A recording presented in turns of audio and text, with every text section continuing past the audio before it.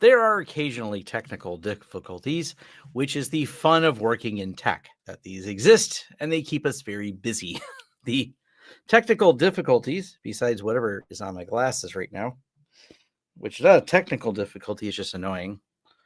Apparently, I got a thing on it. Anyways, the HDMI splitters I use cause me drama. I don't really know the answer. I can't make them have the problem. But when they decide to have the problem, like just before a live stream, this is my live stream monitor I'm sitting in front of where I put all the chat on. I have a much larger monitor over here, but I drag everything over here because this is the monitor for this purpose. If any of you have looked at my studio, this is the monitor to the left. And these HDMI decided it wasn't going to HDMI. The solution is the same. I unplug it, plug it back in. Then it works. When it doesn't work, it's weird. It just blinks.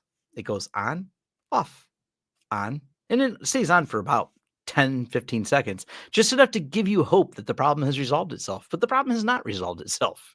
It just keeps going on and off. So here I am. That's my reason for being late. Not that I'm making excuses. I thought some people may be interested in a technical reason I'm late. I could have started earlier. I could have tested earlier by turning it on and seeing if there was a problem. But I did wait until 5:58 to find this problem. I had the beer beforehand, so that's just a thing that happens sometimes. I could have went upstairs and got water, but I said, there's a beer fridge down here, and there's beer in it. So now there's beer in me. Welcome to Vlog Thursday number 413. Is that the correct number? I hope so. I didn't set this. I have grown to be a big enough channel to have someone else help set these things. Yeah, that actually sequences in order. Yeah. So nonetheless, topics for today, power consumption, man. Let's talk about this. And I think people misunderstood the video, and maybe I should have made the video. I was trying to make the video short, but apparently when it's short, you leave context out that gets people riled up going, but Tom, this is only within 2% of accuracy. How do you expect to do a hard drive efficiency test with only 2% accuracy? I mean, in a few people, someone actually had tested this. I found a video, and I didn't validate this myself, and maybe I will. I don't know if I care enough. I have a nice Fluke meter. For those of you who don't know, in the background of Tom's history is a lot of electronics, which included even owning back in 2004 a electronics repair, like we did board level repair. So I'm pretty familiar with a lot of this and how energy usage works. And I still have several. I didn't sell all my Fluke meters. I did get rid of a lot of the other test gear I didn't need. I sold it off, but I still have like my Fluke meter, and I could test the accuracy. But I had seen people testing the accuracy and said this is within 0.5% of accuracy. Either way, let's get to the point of spinning down hard drives. And Seagate Exos hard drive watt. We'll start here with Seagate because that's what I was using. But there's definitely let me see if I can find the page on there. Sorry, got a little bit of hiccups there.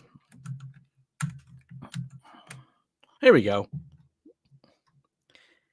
Specifications. Let's share those on the screen here. Present, share screen. And I think,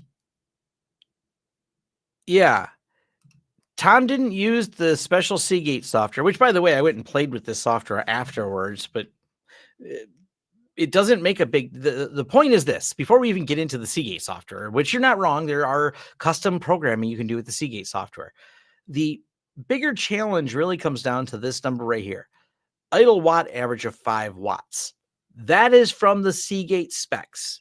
So you're right, different than Tom's video, which only showed a couple watts of that. But when you idle them, you can make it go lower. So I think you can drop 4 watts off this. It doesn't go down to 0 watts, but let's even make it 5 watts just for sake of argument here. So if the idle average, not parked, not in standby mode, but the idle average on this is 5 watts, and we turn them all off. If we have 10 drives, we save 50 watts. It's just not that big of a savings. Like 50 watts is not 0 watts, obviously. So it's more than 0 watts, but 50 watts, even at a high electricity bill, is not a huge number. And I bring that up because that's really kind of the point I made in the video. And other hard drives have a very similar wattage they use when they're going at, they're idling essentially. But the hard drives don't take up. That's not where a lot of your power is. It takes a lot of drives to add up, and eventually, yeah, 5 watts out of one. I look at like an XL60 by 45 drives. Yeah, thing's going to use a lot more wattage, even more wattage, of course, when you're trying to write data to a pool containing 60 drives, and that data is going to get shared between those 60 drives. So all 60 drives get to do a thing at the same time, which is kind of cool if you've not heard or think about what that sounds like. When you're writing large sequential blocks of data, it's kind of neat with the XL60s. They kind of make a kerchunk sound of all the drives working and, spreading the data across all the VDEVs. It's pretty cool. But it's one of those things like that. The data center people are not trying to spin these down. They're just needed too much. And that's the problem right here is like, how well does sleep mode work with ZFS? Yeah, the array keeps doing stuff. It's not a great idea for ZFS. ZFS does these commits all the time. And so spinning them up and down is just not really going to be that. It's just not the most effective way to do this. So the whole wattage debate is just kind of weird to me because like I just wanted to show it because the reason for it, why do I even do this video, is because tons of people have repeatedly asked me about, Tom, you should do a video about NAS spin down. It is really frequently requested, and it's just never made sense to me, especially when you're talking about people in the home lab, not the home lab / our data hoarder people, not the people that are building immense systems in their labs because they're just hoarding incredible amounts of data, but more the average home lab user who says, yeah, I've got a few terabytes. Maybe I've got like 8 drives in a system. It's not where your wattage is going. Your wattage is mostly going to power everything else in the system, and 5 watts per drive when they're kind of chilling out, not doing much, is just not a huge issue.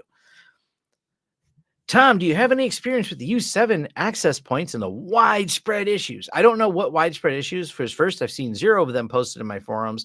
2, I have U7 myself, and I have 0 issues with them. So I don't know what the widespread issues are. I think you're going to have to get a little more specific on that. Because let me pull up mine. Because I recently, hold on, let me share the screen.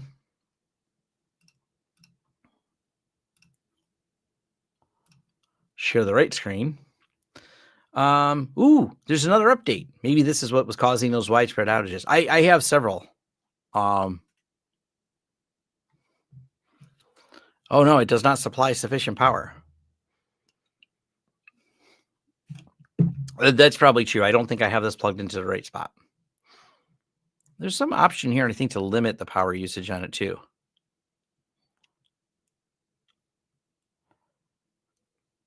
Oh, there we go. We can enhance its interoperability. We'll do this live on air. I don't know what problems with them. Oh, this, yes. There are definitely people who have reported, and to my understanding from anyone I talked to about this, it was fixed about a month ago. There were some 2.4 problems with certain IoT devices not connecting to it, but it's also not just with the U7. It's actually there were several others. A couple of people talked to me about it. None of the IoT stuff I had a problem. And the solution was not to offer a 5 gigahertz and put IoT on its own SSID. That's allegedly what I know that was supposed to work. So I really, I don't know what other issue besides that one. And my understanding, I was told by my friend that was discussing this, he solved that in his environment by putting all the IoT on their own 2.4, and it just solved it. But allegedly there was an update later that fixed that, so you don't need to do that. But I don't know that for certainty. I guess I do have one. I have the I have a Roomba attached to it. There's my IoT device. I have some Chromecast. I don't have a ton of IoT devices. but I guess we should update the firmware on it. Update. But I have a U7 Pro Max and a U7 Pro Wall and the E7. So I have all these devices, and even my Roomba connects to them. Oh, I still have an older in-wall HD. Does it have any devices attached to it?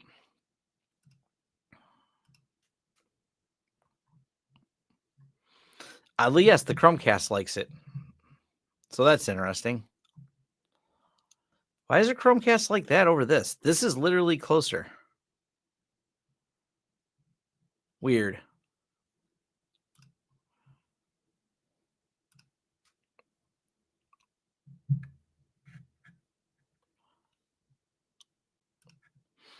I mean, the U6 has been out longer.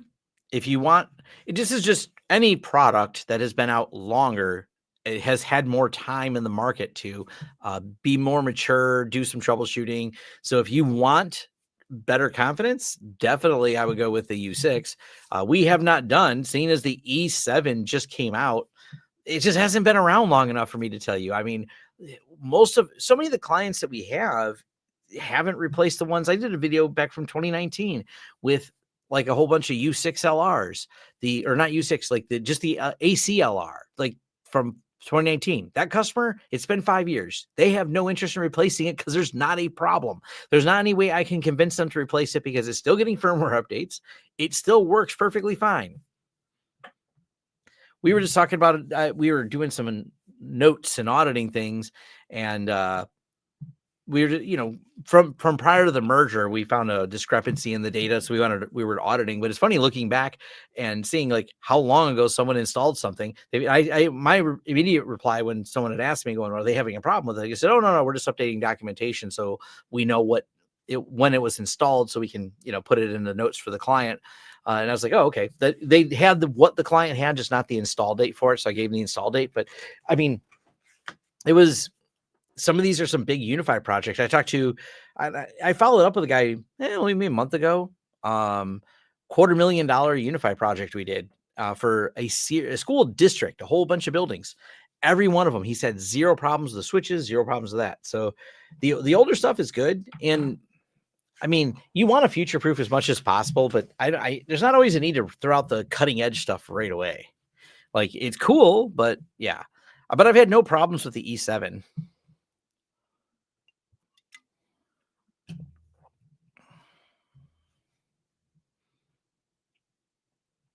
I keep all the I'm always like all my stuff's at the latest all the time. Same with the clients. We have them the access points are on auto update. I keep the firmware very up to date on them. Matter of fact, it's kind of silly how many times people contact us for consulting, and I'm like, I'll throw it in here, guys. You can buy my consulting time, but have you tried updating the firmware? Like, nope, not since we installed it. We've always ignored all the firmware updates.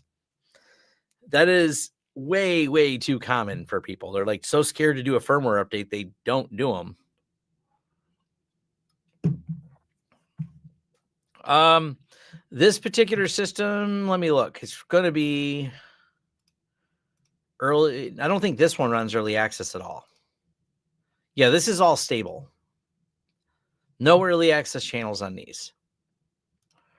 Because our production stuff never runs early access. I have plenty of things in early access, but not anything we run for production.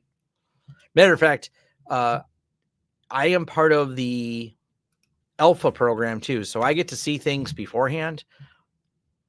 That way I can start testing them. And I do that because I directly give feedback to some of the engineers at Ubiquiti.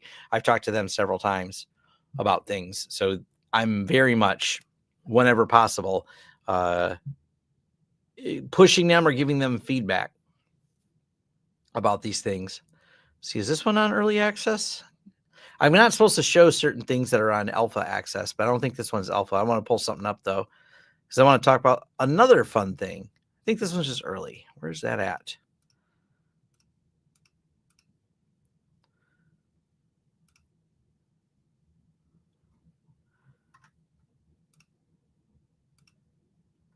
Okay, early access I can show. But I want to talk about some other things that UniFi is doing.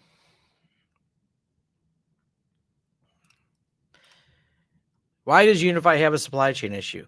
It's not really a supply chain issue. It's we make really, really popular products, and you can only make products as fast as you can. And yeah, that's it's one of those things like when you make something that's in as much demand as UniFi is, it's how it ends up being. It's hard to make products as fast as people want them. So certain products definitely end up sold out constantly just because meeting the demand of it. It's a good problem they have, but it is obviously a problem. I think, and let me find, is this on here? There we go. Is this in the stats? So I need to get a thermal thing to test this. Yeah, because you can see that this is in high use. So this is my UCG Max Lab. And it's load device memory. Yeah, it does not have the heat in here that I can see. I don't see the thermals. But people have told me that this runs hot. And I'm like, it's not. I can put my hand on top of it. It's warm. That's it, just warm. And that's been kind of confusing to me. So what I did was, because it's okay, maybe I'm using it differently than other people, and let's dive deeper into that. So what I did was I put 3 cameras on it, and you can see, and well, I'm back in this one on the system statistics, it's running at a, not high, but definitely using the CPU to be able to run these cameras, running the protect here, but still not having a problem. It's in my basement right now. But yeah, I'm not really sure when people keep telling me how hot these are. Like I try to reproduce problems people talk about, and I've only actually the only comments I've seen about hotter are exclusively here. I haven't seen a forum post about it, but I keep having people ask me about it in comments on that particular video or on the live stream itself. Not been a problem I've run into or been able to repeat.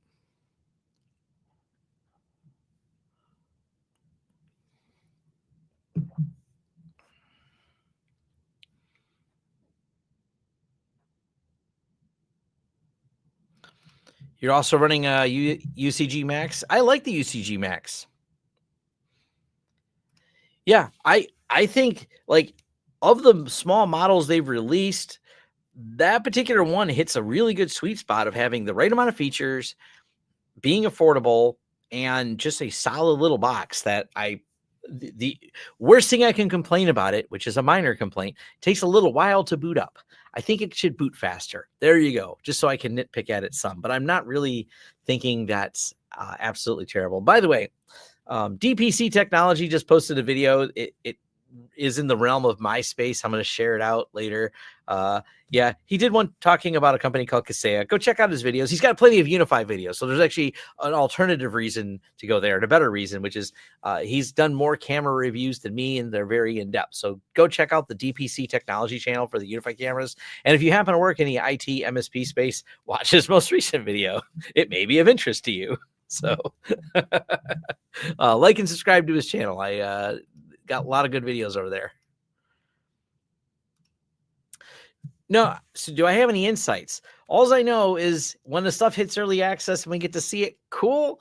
They're slowly rolling out the newer firewall interface. It's in early release, early beta. So I don't know when it's coming out of beta. I would guess early next year. I don't think I wouldn't bet on this year. It's towards the end of the year. We have holidays coming up. I don't know how many people are going to be really pushing and working on it. But yeah, I'm really definitely looking forward to it. I like I like the new interface. I don't plan to do videos on the firewall. Remember when I said about 10 minutes ago I was doing alpha access things? I got to see this a lot earlier than a lot of people had. So I've been holding off on doing a video because I like what they did with the interface to make it more rational. And then I will do some UniFi firewall videos, because I think that is a good firewall, but I don't want to do that video until the new interface, because when you make a video on the old interface, people then see a new interface and go, but Tom, your video is so dated. And I'm like, well, you know how many hours are in that thing? I'm going to get around to that other one eventually. But now that I want to do the video and I'm going to wait to that new release, awesome. I'm sure there'll be some refinements that happen later, but hey, once that new interface comes out, I've already got a sample of it on one of the systems, so I've been poking at it. It looks good. I don't know where that lands, if I'm supposed to show it. Not. I gotta look. I generally follow the agreements. For those wondering why or what the relationship looks like with UniFi, I'm extremely transparent. They ask me simply not to share the alpha releases of things. Fair enough. Easy. I say, okay. It's not really a big deal. So I don't. That's not really any secret backhanded deal. It's just how things work. Okay, so it is in EA now. All right. Well, if it's in EA, awesome. Matter of fact, well, I should look here because this is early access. Is it on this system? Oh yeah. You're right. It's in the early access one now too. So look at this. Magical. I said to click the upgrade button. It's already been upgraded on my other system. Firewall protection. Pretty cool. I like that. See, it's just, this is going to be a lot easier because look, we have policies and a little bit more rational looking for how things are. We got a little graph here. It's going to be neat. We can create zones for things, and then we can apply rules to the zones and then have a rational way to look at them. I still like pfSense a lot because of the way pfSense displays the rules, but this is not an unreasonable way to do it for how it's going to create this grid right here. So I don't think this is terrible.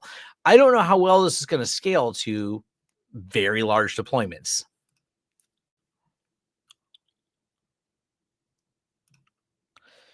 Not a, oh, so I got to finish debugging it. I tried the PFNet controller. I found problems. And I see I'm not the only one who found the problems. The problems are in the forums. It seems to have some issue if you have existing WireGuard tunnels. And I haven't sorted out why. So it's interesting, but yeah, I don't think, like, they've done a video on it, so I didn't feel like it. It's also a beta product, so I understand that it's beta. That's why I'm not going to do a video complaining about it. They're calling it beta. Why complain about a beta? You instead post in the forums, work with developers, open tickets, and solve problems. There was a post in the pfSense forums mentioning the WireGuard. If you have existing tunnels, they don't seem to want to adopt, but it's pretty looking for anyone who hasn't seen it. At first, I didn't realize. I was like, oh no, they don't have dark mode. Then I seen the dark mode and I was happy. Can I show it in here? Advanced.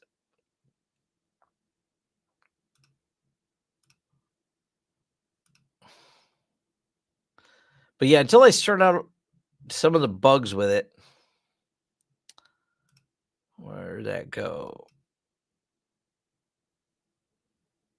Oh, not there.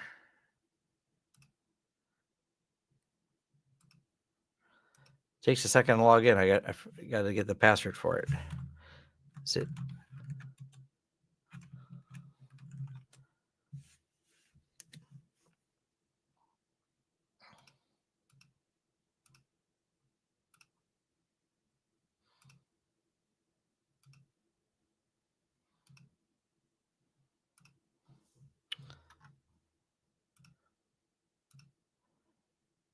There we go.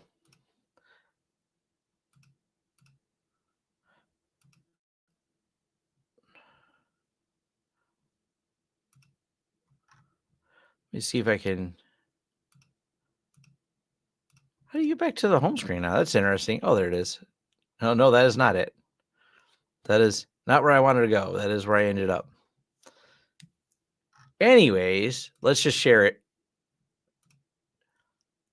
This is what the new multi-instance controllers look like that allow you to see the system, see the firewall rules, look at services.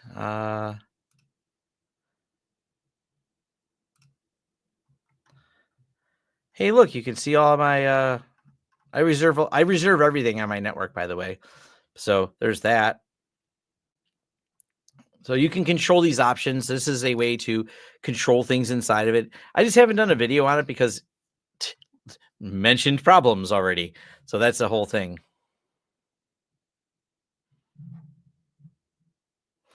Oh, it would be nice if they had a very clear flag in each of the things, like still under NDA.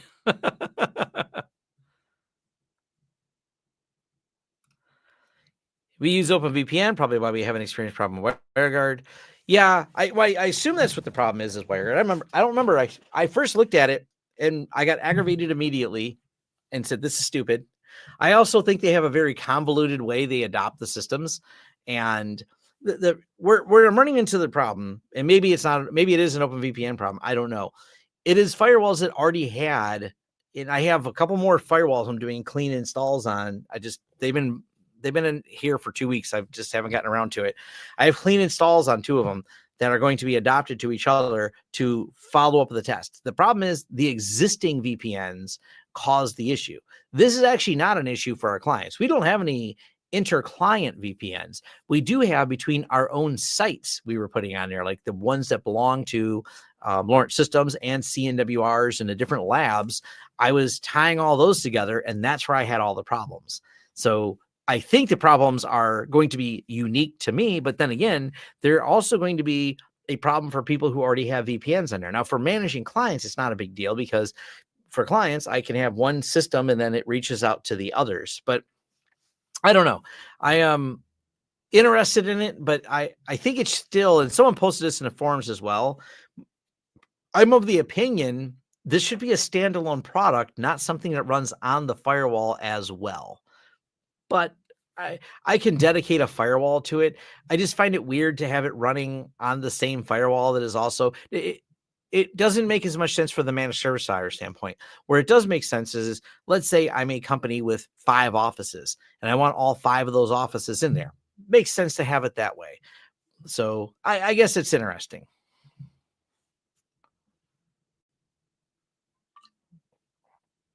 Well, that too, that's also hurts my production testing because I think we have like 50 customers or more that we actively manage firewalls for.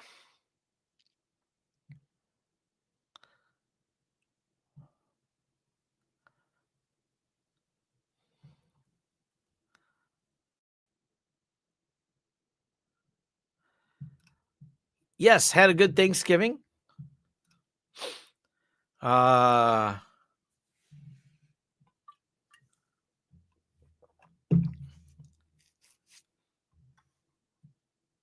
Yeah, Jason Domefield seems like a good guy. I never met him.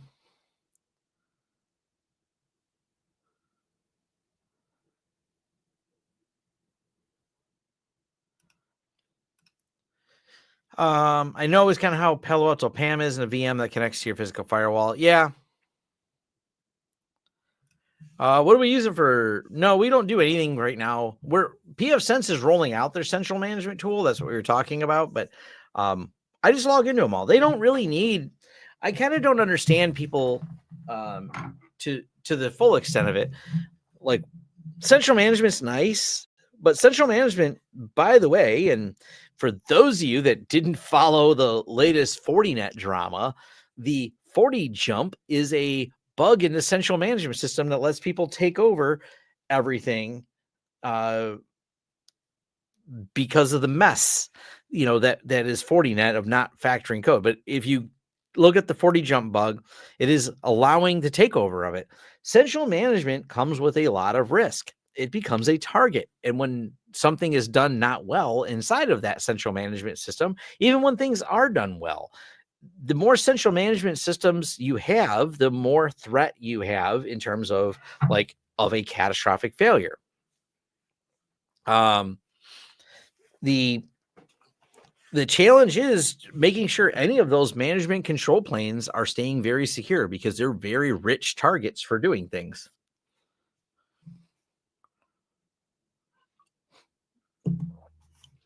Well, that's actually the fun thing. One, most things reach out through the firewall. So let's say we're a fast food chain, like your example here.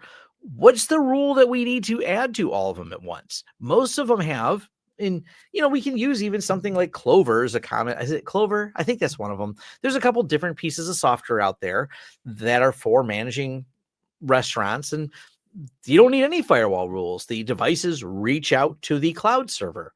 The firewalls just are there to pass traffic. It seems like I don't. It's the same thing. Like, well, SD-WAN can be a nightmare if you don't have a controller. But why do you need an SD-WAN for everything? For a more seamless failover? Like, I don't always understand the use case. People build these complicated things, and I sometimes just kind of scratch my head as to why things are built in a more complicated. I'm not saying there's never a use for it, but I always try to start with the building blocks of let's build it simple first and then build complexity on an as needed basis versus we see people all the time who go, K8s. We're going full K8 Kubernetes. We have no idea how this is going to work. We don't know how it's going to update. We're probably going to brick it. And then they end up completely pwned over it. I mean, it's not that shouldn't exist. I mean, Google uses really advanced Kubernetes setups because they're the size of Google. Many of the projects people are working on are not ever going to scale to that size. So we start with what is the simplest platform by which we should build upon, because that is a more supportable platform and supportable ecosystem by which we should build. We had a discussion today. I was doing some consulting today. Yeah. The SD-WAN experience seems to start with, that looks cool. You know why SD-WAN is sold so much? Because if I were to just sell you a firewall without SD-WAN, you wouldn't have a recurring revenue stream from me, unless you're also buying, let's say, a license for that firewall, and I can keep renewing the license.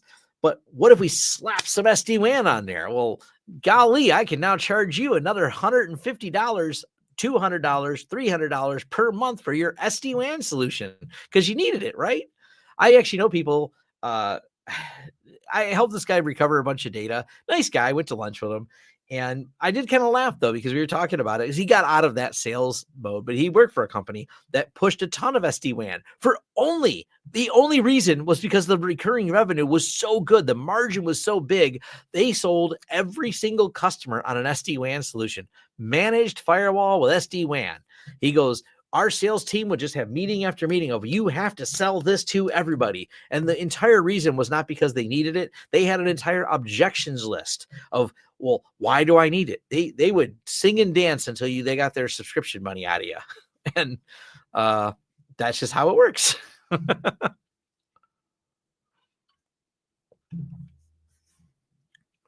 Yeah, if you're doing some Fortune 500 stuff, once again, you're in a different realm than the majority of the people asking. Fortune 500 implies a list of 500 companies where this is a necessity. They're at that scale. But you start looking at the average person, the average user, or even the average business, and you're talking about like the 200,000 businesses. Well, that's a completely different number. What's up, Marcus? All right, cool.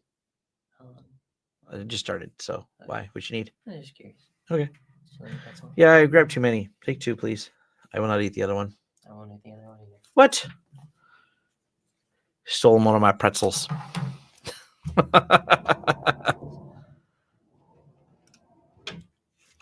Central management does have its trade-offs. We use a tool for the 100 or so firewalls we support, and the only way to get management is being connected to our zero trust network. Yeah, but zero trust network, someone has to trust it or no one can use it. I thought I should, at some point I should just do a video on zero trust. It's one of my favorite terms that marketing people start with. We can't sell you zero trust. Zero trust is a process, not a product. By the way, buy my zero trust solution. Yeah. SD-WAN stands for sales driven WAN.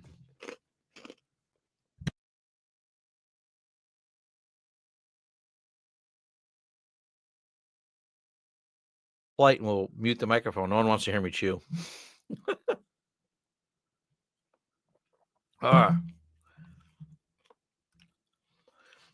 only real reason to have SD-WAN is for single IP failover. Maybe if you stretch it, you can say true bandwidth aggregation, but I agree. Case stretching is really limited in SMB. Oh, yeah. I mean, single IP failover, that's nice, but it's just not for how infrequently there's internet outages. There's probably some area that, yeah, there's some terrible internet and it goes out every other day. But the majority of people I don't even bother having dual internet connections at my house because, I mean, knock on wood, I'll probably end up with an outage. I think I've had this location here with Wide Open West where we built this house in 2020. So 4 years. We moved in 4 years ago. And I can't even think of a time we've had more than an hour outage, like once in 4 years. And the same goes for a lot of the businesses. It's just not a common problem. We're managing 82 customers right now, maybe more, across, and some of them have multiple locations. So technically way more than that many locations because some customers have like locations, all of them. The number of internet outages that show up in tickets every day, not that common. Power outages, though.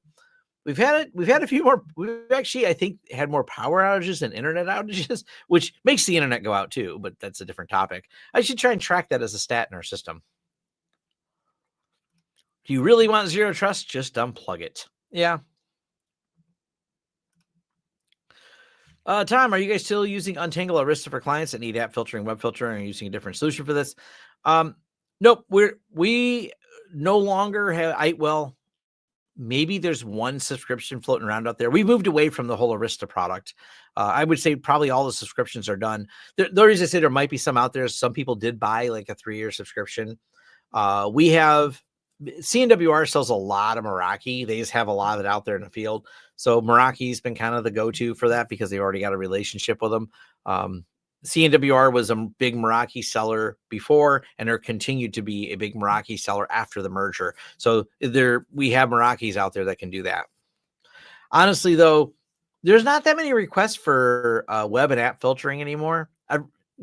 Almost everyone's doing it at the client level, and that's because really simple thing. What happened around 2020? We decided work from home is a good thing, and now we have hybrid office, which means the device isn't behind the firewall anymore. Matter of fact, constantly the device has, depending on the schedule, hey, 2 days a week, they're in the office. 3 days a week, they're not in the office. They're working from somewhere else. Why would I even waste money on trying to do all my filtering at the firewall level? We do the management and filtering at the client level, and now the problem is solved. Whether it's behind the firewall at the company, or it's at home, or it's at the coffee shop, or McDonald's in the morning for their breakfast. Doesn't matter. Same answer. We still control the filtering. We have full control over the system. It just doesn't make any sense to try to do it on the firewall. I even told Ubiquiti this too. I was like, cool, you're getting more options for doing full traffic inspection on the firewalls, while a big part of the world still works from home. Cool.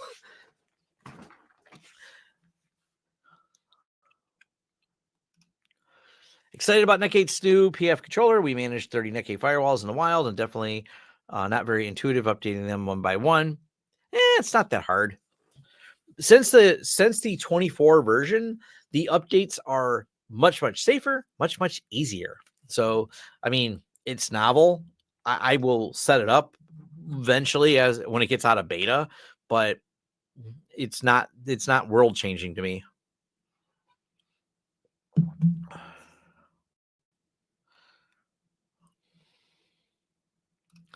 Have you ever burned your fingers on a hot fiber I've not seen a fiber transceiver get that hot. They get warm, but there may be some cheap ones that get hot. I don't know.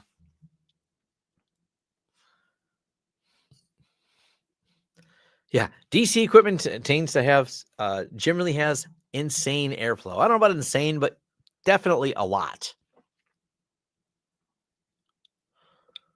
This is my topic list here. XCP-ng. I don't know it feels like a topic that needs to get brought up more often by me, not by people. Can we set up a wireless bridge over 2 mesh Ubiquiti APs? I don't know. I think that's an option with some models. I can't remember. I'll have to do some testing. I feel like they had models that did that. I don't know if current models support that. They generally, and I generally, would use something different for that particular scenario. I would not recommend an AP for it. It can work, but less ideal. So I'll have to maybe do some testing on that.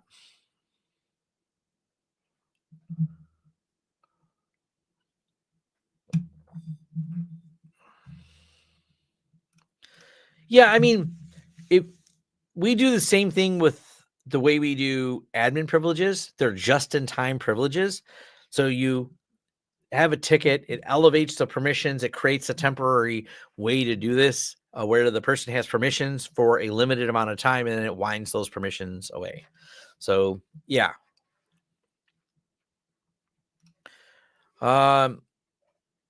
We use Blumera for SIM, so we don't. I mean, Wazoo. One of the problems with Wazoo, I pointed out, Wazoo's cool, but Wazoo doesn't support full packet capture.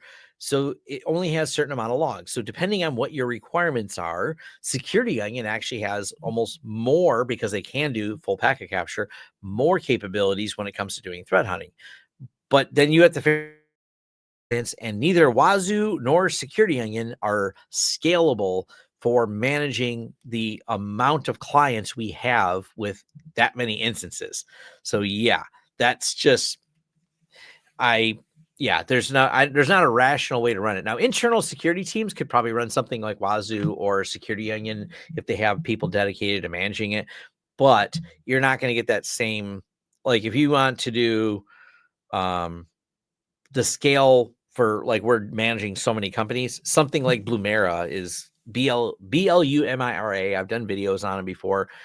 Full disclosure, we have a business relationship with them, and my wife works there. So if you're in my wife's territory, you can talk to my wife if you like to buy Blumera. So am I biased? Sure, go buy from my wife. She gets sales commission. So do you recommend Firewall? I never used them, and I don't have much interest in them. They're novel. I have a video about them of kind of why I think they're novel, but I don't know. They're kind of an interesting company. They're trying to, if I remember right, and maybe they've changed their business model since I've done the video even. I think they're a no subscription company, but that doesn't business wise make sense for how they do things, because it's kind of a cloud controlled firewall without a local interface, or a local interface that only works over the phone, or maybe they got the interface working locally where you can actually have a normal web interface. But they're novel to me. I didn't find them to be the most advanced firewall, but I think they're probably a good home user product. I don't know that I'd use them in businesses, but I know people tell me they're trying to push in the business market.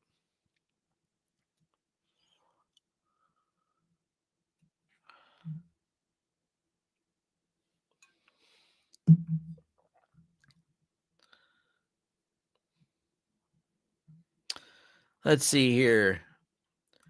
Yep, Blumera is nice. You use it well. So another person voting for Blumera. Like I said, my wife works there, but we were using Blumera. That's how I got to know people, and how my wife ended up with a job there. So my wife didn't get a job, and then we chose to use the software where my wife works. My wife got a job at a place. They said, "Hey, these people make good software," and one of my friends that was working there hired her. So yeah, I mean, he was using UniFi bridge tools, and UniFi has dedicated bridging devices. So whenever we need to bridge something, and I have those same ones. I've been wanting to do a video on it. I just haven't gotten to it yet. The UniFi bridge is designed to do that thing. So that's definitely good. Most undervalued thing you deployed in Proxmox. Well, I don't deploy Proxmox, so 0.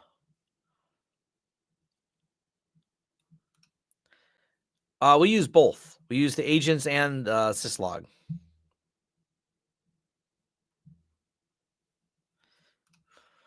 But one of the things I want to mention, and we'll go over here, servers. Let's see. Let's look at the backups. I just did a backup video in XCP-ng.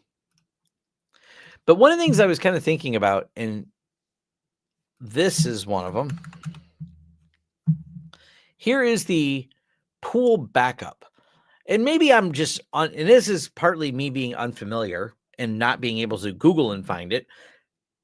One of the things about the way XO works, Zen Orchestra with XCP-ng, and oh, that's cool. So my wife Cass is the DPC technology Blumera rep. So another vote for Blumera, and I hope DPC likes their sales rep. Hopefully she's doing well for you. My wife likes circling at Blumera. They're nice people there. But one of the things I don't know how to do in Proxmox, and someone feel free to tell me, Tom, you just don't know how to do it. And I will accept that answer. By the way, if someone wants to message me because they're a Proxmox expert and can answer these questions, one of the problems I run into is Proxmox isn't really an appliance, not in the same way that XCP-ng is. So when we do things like set up all these networks, so if we go over and I look at the networks, let me just flip to the screen here.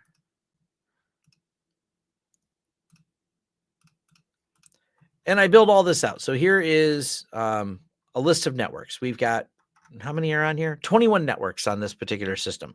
When we build out more complicated networks or things for clients, and we have some clients that have some fairly complex setups because these are in data centers.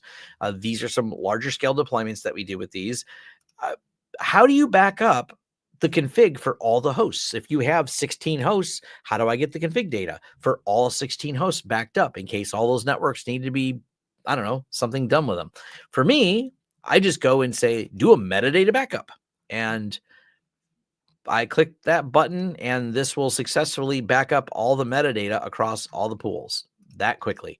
Matter of fact, I'm going to edit the job because I just built a new server today. There we go.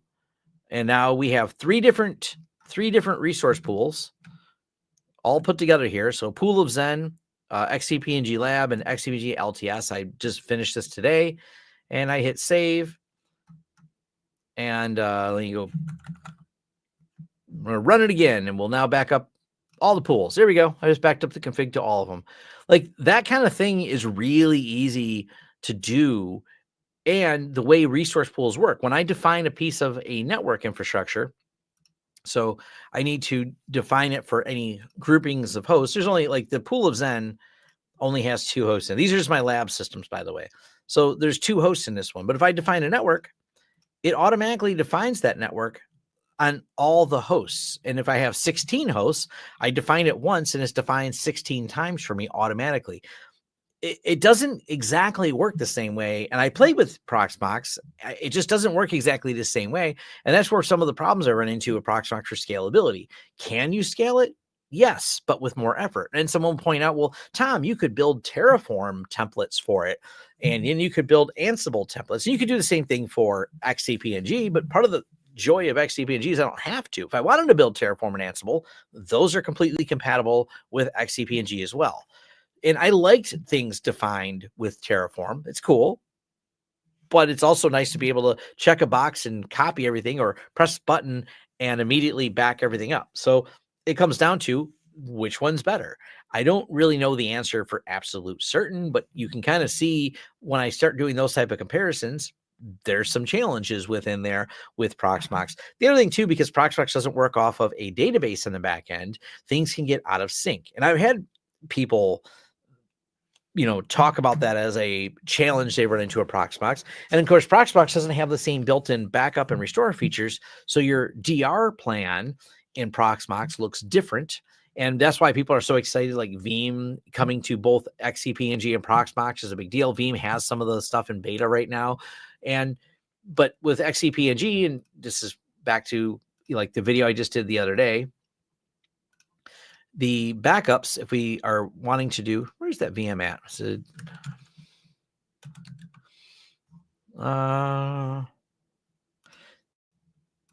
the backup's still here. Come on. backing up things off-site, pretty easy. Restoring, but also if I edit the backup job, if I needed to do something such as a health check for that backup job, I can just check the box and do a health check, or go over to the restore and we could just run a health check right here. So this box right here would then run a restore health check to check that particular VM to make sure it boots up properly. Like all that being natively built in and having automation around it with an API makes me really like the scalability of Zen Server. It's like, I don't have any hate for Proxmox. People always ask, why do you use it? And I'm like, well, because those features make it really good for our large scale deployments we're doing with clients. We just finished a I don't know, probably about $300,000 project for a client using XCP-ng in a data center. Worked really, really, really well. For those of you that follow me on YouTube, I have a post about another one we're doing. This one's bigger. Man, where's that photo? Oh, there we go.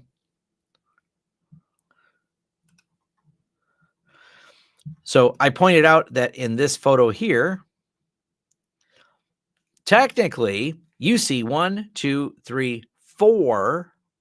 Oh, I should probably. There we go. 1, 2, 3, 4.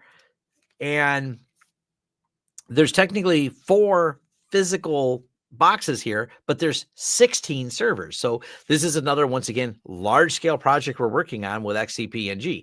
We don't even get people asking us about Proxmox for these type of solutions. And I've never seen a Proxmox system this big.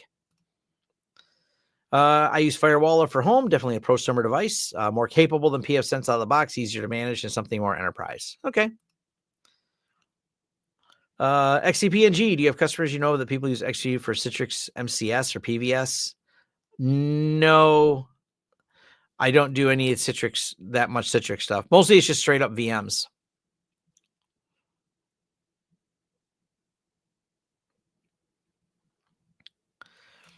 Proxmox is popular because it has a GUI, easier for people to understand, but you really need to watch your videos in XCP and install it. Oh, yeah. And Proxmox SDN, you can play VLANs across all nodes and clusters for identity feature really move to stable. Yeah, someone did tell me there's a way to do it that way, but it seemed a little confusing of how to set it up. There's some videos on it, and I just don't do enough Proxmox on there. But this is something that's been around for years in XCP-ng. This is a very honed process, very well thought out, versus it just got moved into a feature set for Proxmox. And I guess Proxmox, as it becomes more popular, is going to get that way. But Proxmox does worry me because I don't know much about the company that supports it.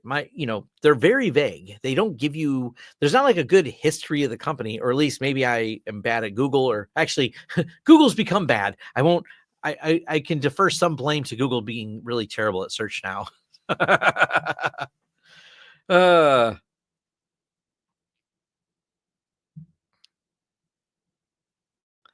Proxmox is popular because KVM and LXC, ease of use, and it's just Debian plus Debian packages, which is familiar for many.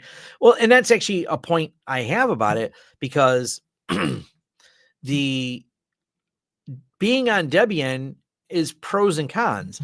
When you deal with XCP-ng, it's an appliance. You're not dealing with it's based. People will loosely say it's CentOS, and loosely, I say that very loosely, it is CentOS. They based on CentOS, but they control the pipeline in its entirety. They are doing the kernel. They're doing the patches. They only give you the packages you need to run Zen. And if you look at the repositories, you do a yum update for XCP-ng. Yum update just gives you their repositories. That's one of the things that matters a lot, is because you don't have any potential for someone to apt-get install something that doesn't belong there and creates a conflict or a problem. Or if something changes on Debian, the Proxmox team has to make sure that they're keeping in sync with changes on Debian that don't cause breakage. By the way, they have failed at that before. there were a lot of people that networking required a lot of manual intervention going from 7 to 8. There's been other times when we've seen in our lab networking just break on Proxmox with apt-get update. So I've seen these issues come up, and these issues just don't happen in Zen because the people at Vates give you the entire thing. So my lab experience with Proxmox versus my production experience with XCP-ng for over 6 or 7 years now, 7 years of just beautiful, smooth sailing updates versus lab environment for a year has broke more than once. And it could be because I don't know what I'm doing, but I'm just typing update. So yes.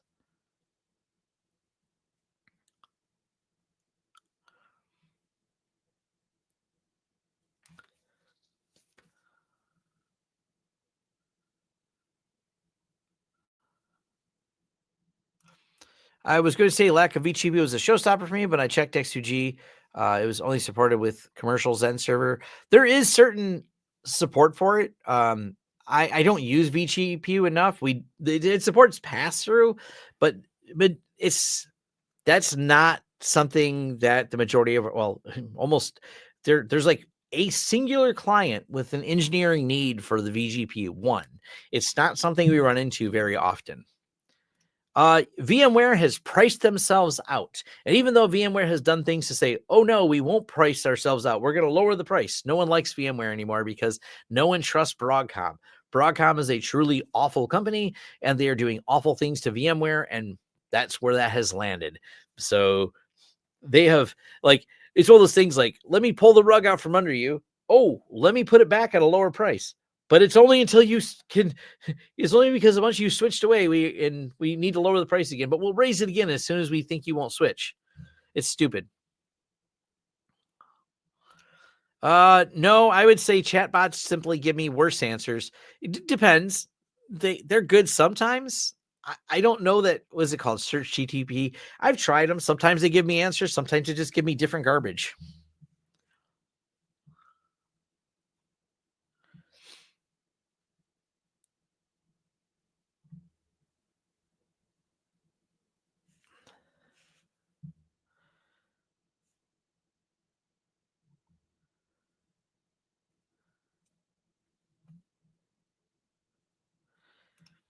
Been with Proxmox, never had a problem with apt-get updates, except for a few kernel driver combos in the past. Well, that's the thing, and I don't know. Like I said, I've seen it break. I've seen complaints about it. There's plenty of forum posts on it. That's how I figured out what was wrong. It was just I figured it had to be redefined. It was the same thing, even when SDN. I had one of my Proxmox boxes set up, and the SDN was breaking something. There was a fix for it, but I also enabled SDN before it was in production, so kind of my fault. There was a fix for it. You had to add some line to the config file. I didn't document it very well because I don't run Proxmox in production. I was just curious. And my Proxmox curiosity said, oh, this is still, I don't know. It's cool that they're getting that because, by the way, Zen has had SDN for a while. Zen has had VXLAN for a while. These aren't new features in Zen server. So these have been around for a minute.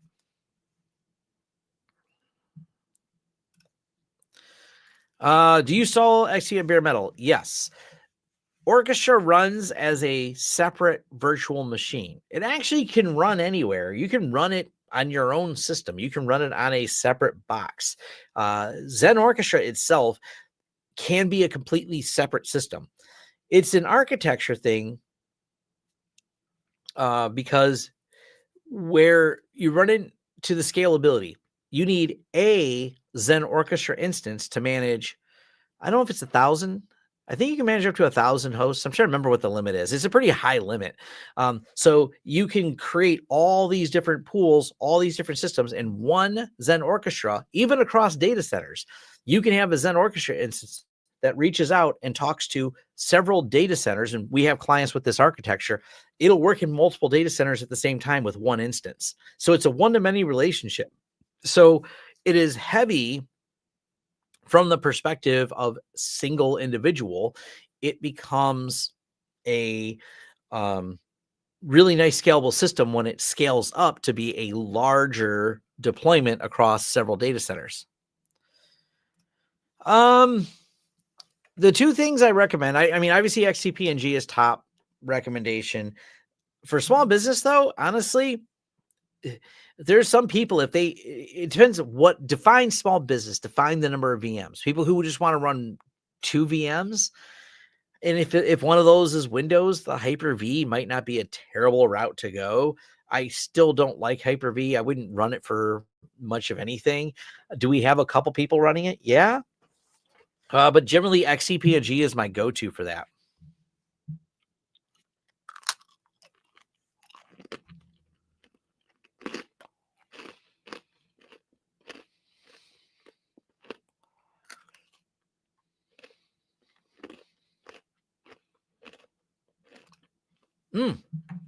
I really like the 45 drives professional. I'm going to go grab a drink and I'm going to talk a little bit more about that. So,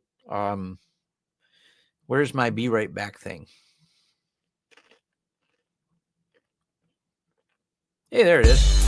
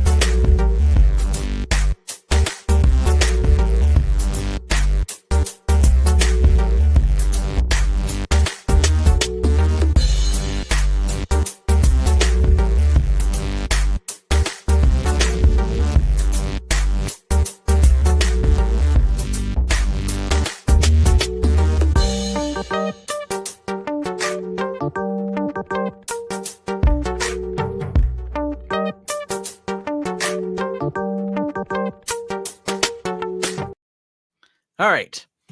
So what are my thoughts on the 45 drives professional? I actually was quoted, I think, in a news story. I think it's a great idea. I think they're doing oh, look, and Matt was right on top of it here. 45 drives, 45 drive professional. They're really moving into an interesting space where they have so many talented people that are really good at supporting the projects they do and the products they offer, that one of the things that is stopping some of the other IT providers is the lack of knowledge. And this is one of the reasons people contact me so much. This is why we do so much consulting.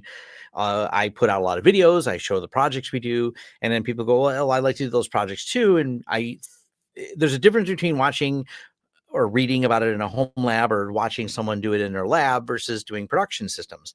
And 45 Drives has a ton of experience with production systems. So now being able to sell someone on the confidence that, hey, you can deploy this product and get support for this product if it's outside of the scope of what you normally do. And from a day-to-day basis, there's really not that many people, we have about 30 employees at CNWR, but not all 30 people know how to do virtualization. It's not their specialty. And that narrows down to there's a handful of people that can do storage architecture and design. There's a couple of us there.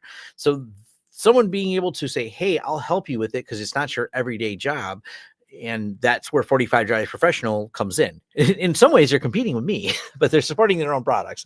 But I truly love the people at 45 Drives there. Just from the CEO on down, I've met a lot of people there and worked with a lot of them. And we've spent a lot of money with 45 Drives. They've always been top notch on support and everything else. So I think it's a good move for them getting into that. And yeah, that's matter of fact, Clay/DPC Technology, reach out to me. We should BS sometime about MSP and all that fun stuff there.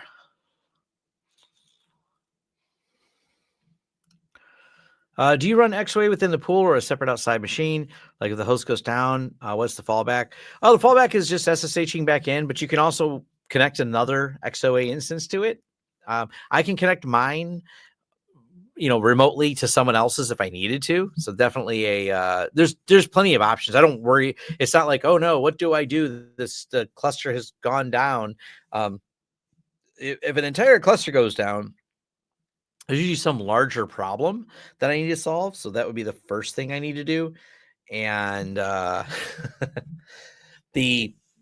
but connecting another XOA instance is really not a big deal. I can even spin up one running in VirtualBox on my laptop if I had to go somewhere and lights out manage it that way. But yeah. Would you say it's safe to run XCP-ng for a large company uptime? I would tell you that we have done data center level installs. We just finished racking a $300,000 project. The next project's going to be even bigger. So yes, it's more than 24. It is 24/7 uptime with high demand, and that project's working well. This is one splitting between two data centers. The next one we're building.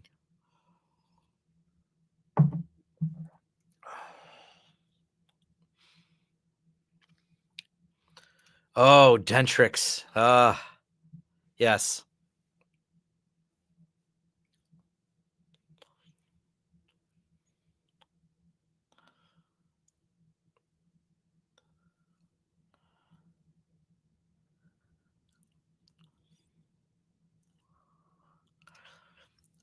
Is VLANing enough to segregate production versus testing? Do you recommend separate physical devices? I prefer separate physical devices. We're using separate physical devices for things. But it really depends on who's running the lab and what's running in that lab. If you want to run a malware virus lab, that should be physically separate. So there's never a mistake made. If your lab consists of, hey, I just like testing out some Windows servers because I want to try deployment. Hey, I want to try some, tying to authentication for labbing something out. Running that next to production, you're not running any unusual software. You're just testing scenarios of existing software, which is actually more of what we do. We're not running a malware lab. Almost all the lab stuff we set up, customer has some software, or for example, we use ImiBot, and sometimes we'll test the ImiBot images in our lab.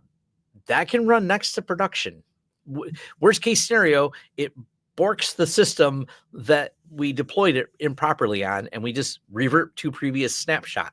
So there's not a risk of cross-contaminating our production environment and our lab environment because it's just running random VMs.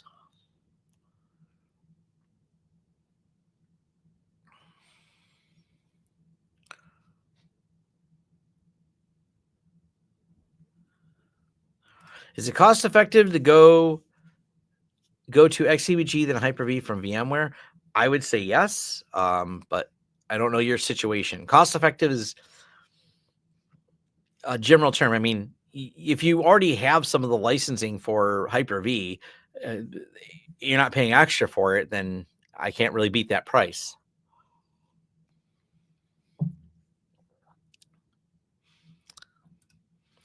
Plug it in and have fun. That's my advice for the getting fiber. Oh, I see other people are familiar with ImiBot. So tell Tara you heard about ImiBot on Tom from Lawrence Systems. There's no commission or anything like that. Tara's just a friend. Tara and my wife are actually good friends too.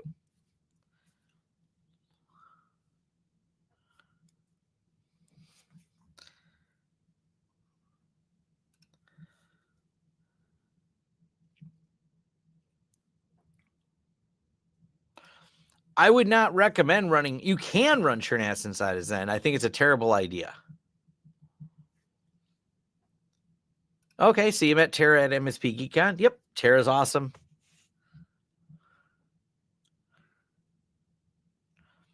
I mean, we don't rip and replace. I see someone here like, hey, talking about not wanting to move between, like, if you already have an existing Hyper-V, and we're same way, if we inherit a customer, and we have, that has Hyper-V, we're not like, oh, we have to tear this out. We have to bid a project for remediation of, we have to rip this out to do this. If they have a working Hyper-V, cool. You know, we'll address it when there's a server replacement that needs to be done. But yeah.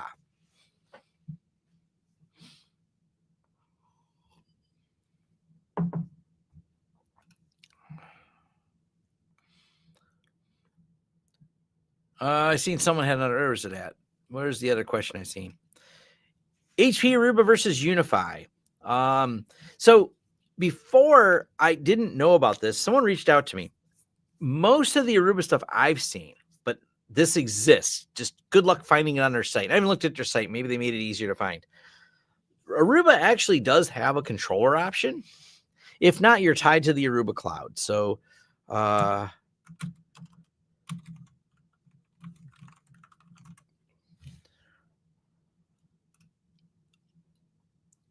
me look on their site now. I don't know. Someone actually, they didn't, matter of fact, they couldn't link it. They said they had one, but they couldn't link it because there was no way to actually find it on their site before. Maybe they're still not.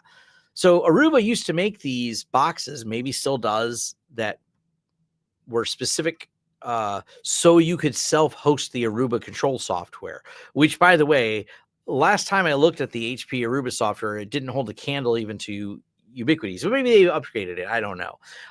I definitely would choose Ubiquiti over HP Aruba. That's my personal feelings on it. I didn't feel like the software was great at all last time I tested Aruba. Aruba keeps reaching out to me because they did a video. Last time they reached out to me, and it's been a little while, I logged into the account. I said, it still looks terrible, and it doesn't have any of the features you told me were going to be promised. Yeah, but we have new devices. We'd love you to recover, Tom. And I'm like, why would I cover them? It's the new device with the same ugly interface that doesn't do the functions that people are looking for. It has like a very limited, it just does these basic things. And it's tied to your cloud, and not everybody is trusting that you won't start charging for your cloud. So I don't know. I don't think the HP Aruba stuff is terrible, but yeah. Okay, I've never used the controller option on there. Ruckus. Ruckus wireless is confusing. Does their website get any better?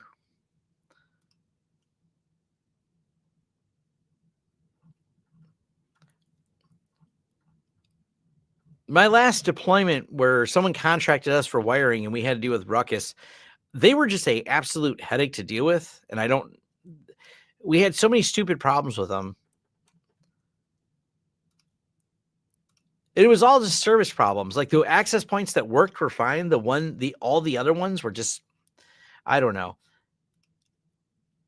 Once again, I don't know how the licensing works with Ruckus either.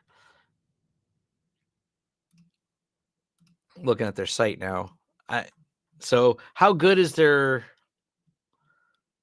what's their license fees look like? Everything is like contact a vendor, contact a reseller.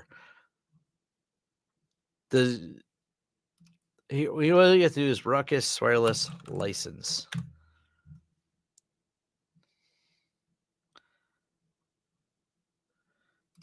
Find someone selling their stuff.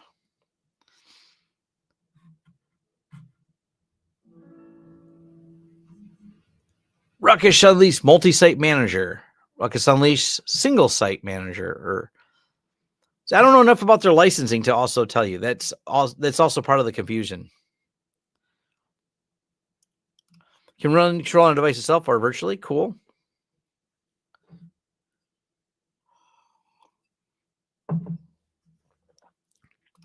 I feel like Omada is just a terrible copy of UniFi.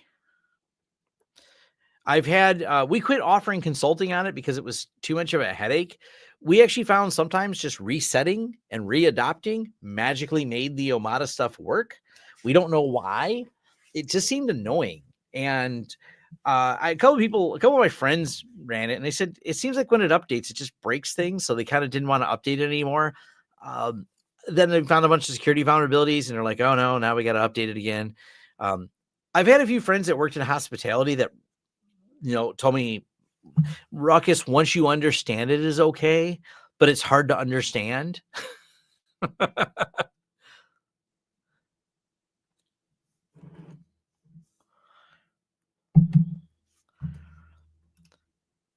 UniFi would have my business if they reference what AP models were supported by the latest. All of them. The thing about them is I have stuff that's like 8 years old that is still attached to the controller. So with limited exception of things being end of life after like 9 years, everything is supported. UniFi has one controller that supports all their devices. Have you done any switch configuration management with Ansible or Python? Ansible, yes, we did. We had an Arista project for a client that we defined it all with Ansible playbooks. Not a very common ask, but sometimes.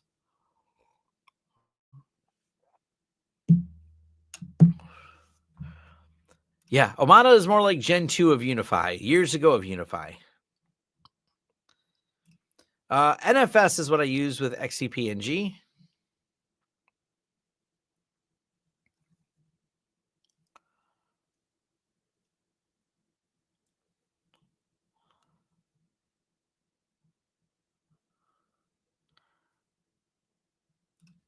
I think the end of life ones won't adopt anymore. So if you were able to find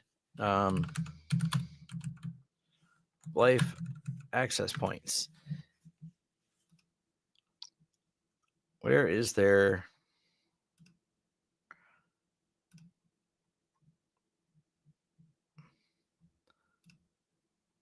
They have a list.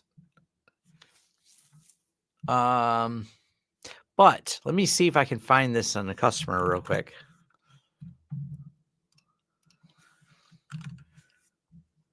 Because when they're end of life, oops.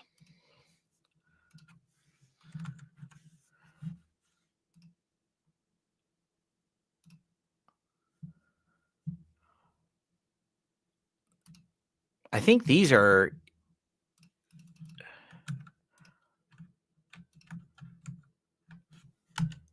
Nope, I guess one's not end of life. Oh, it is. Yeah, right here. So even though the UAP is end of life, it still works. They just don't get updates anymore, but it still shows up in a controller. It's still working. We have a client still using these after I don't know how many years they've been on, but yeah, they still work. I don't know about the square ones. Maybe not the square ones.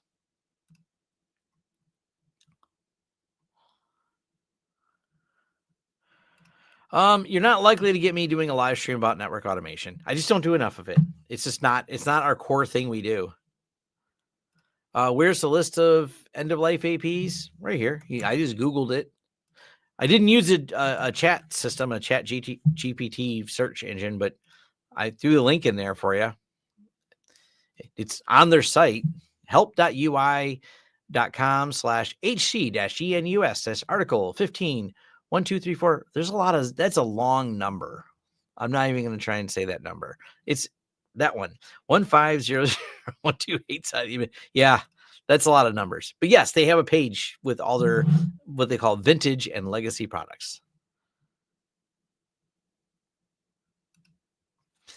I quit having a need for Zabbix a long time ago, so I quit using it. It just wasn't needed. So I don't really have any more thoughts in that. It's not that it's a bad product. I don't have a use case for it.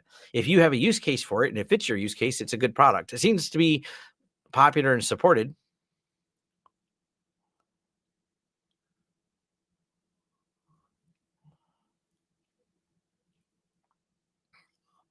UniFi APAC, UAPAC. Is that on the list? I don't know if I have any.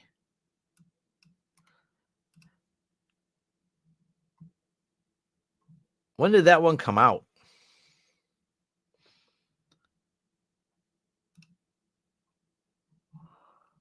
I'm looking at the old page on it. It's their old logo on this.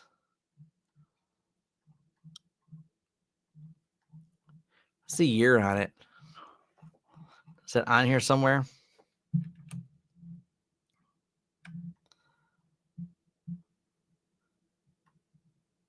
I mean, this data sheet was updated. So this data sheet's 5 years old because the last copyright on it was 2019.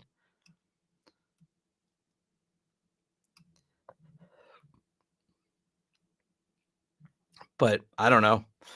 They support them for years.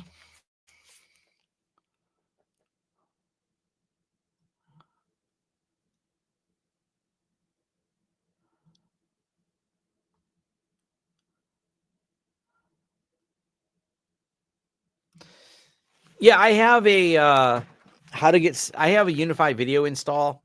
It's not hard to set up a UniFi controller. I think my video is titled How to Set Up UniFi Controller in 5 Minutes. That includes an intro and outro. So if you skip the intro outro, I can't remember, maybe I have an ad in there where I say you should hire us for things. You're talking like 3 minutes of content to figure out how to set up the controller.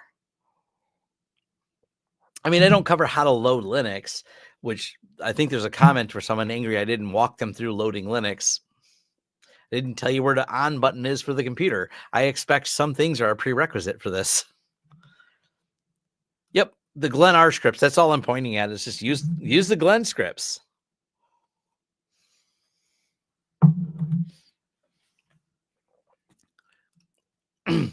Fun fact, because I think this is amusing to me. Did Ubiquiti go full circle here? We got rid of all the we got rid of the square ones. Hold on.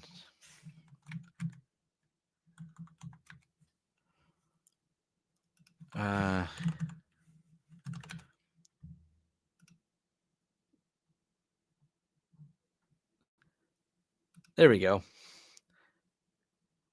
We got rid of the square to come back to the square. We went from square back to square. We're back to square one with Ubiquiti. And so when I do my video, I'll make sure to include that.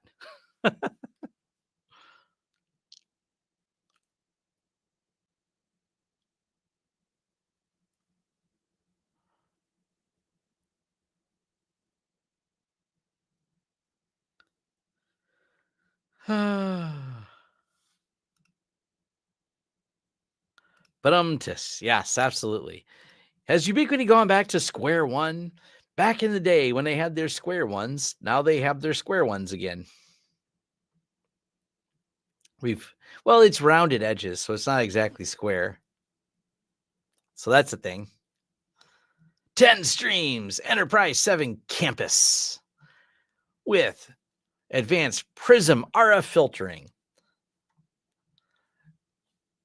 They make a solid product. There's, someone asked me why so many people are doing Ubiquiti videos. I'm like, it's hard to compete with them right now. Not hard. These companies absolutely could compete. They chose not to compete. Cisco, when they messaged me with their UniFi killer, I did a video on the Cisco stuff, and I'm like, yeah, the Cisco management control system for their small business wireless stuff and small business switches was total garbage. It was just terrible. And I talked to other people about it, and they're like, yeah. And then my Cisco friend, like, Tom, you're dumb. Fair enough. I don't know Cisco as well as you do, sir. Please take the wheel. Here's the login. Give me your SSH keys. Have at it. 2 hours later, this is the worst software Cisco has ever written. I was just like, thank you. So I was like, I will admit I can be dumb. I have knowledge gaps. I'm human. There are things I do not know. And I thought Cisco, I just didn't understand until my Cisco friends who used it said, this is absolute trash. I said, thank you. Cisco's now since discontinued it. So even Cisco thought it was so bad that they discontinued it.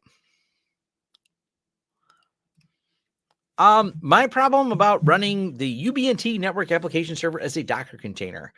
I have a problem when the Docker container is not from the official place because there is no official Docker container from Ubiquiti. So here's the thing. If you are producing the Docker container, cool. If you are relying on a third party, you have now just added a third party to your circle of trust. Are you fine with that? Are you sure the third party is doing a good job in their supply chain of managing things? We already have to trust Ubiquiti's supply chain. Now we're adding someone else who does the packaging of Docker. This is the question I ask that a lot of people just say, Tom, you're overthinking it. And then I've been saying this for years, and people don't say it as often now because every other day it seems like there's another supply chain attack. And there's been numerous times when people started auditing the Docker ecosystem and going, wow, there's a lot of people mismanaging this. Sure are. And I'm not ready to trust them with something that connects to all of my clients in my environments. So my thoughts on it are, if you're the one building the Docker images, or you know the person who is, and you have that level of faith in them, sure. It's not a problem with Docker. It's a problem with adding more links in the supply chain that you have to trust that will not fail. Do I have a U7 enterprise? I do. Where is, I got to close. I have way too many tabs open. So let's close all those first before we can talk about the UniFi U7.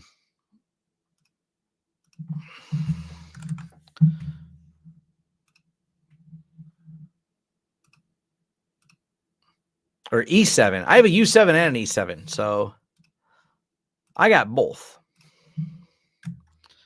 I got way more Wi-Fi than I will ever possibly need in here.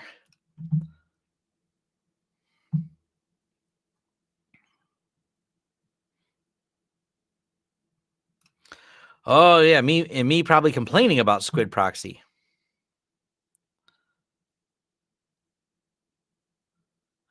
Yeah, Cisco doesn't innovate anymore. That is true.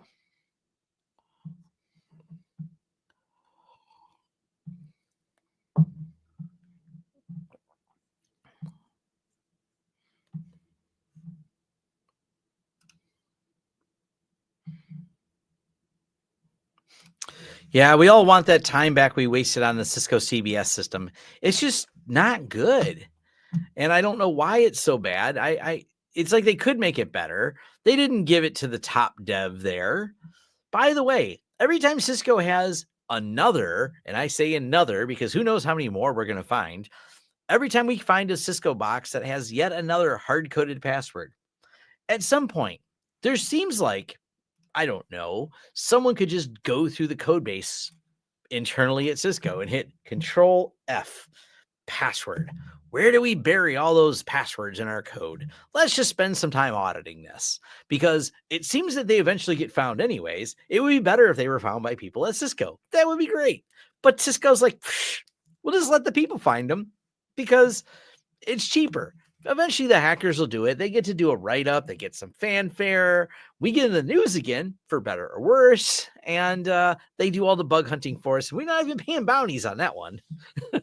I don't think they pay bug bounties for hard-coded passwords.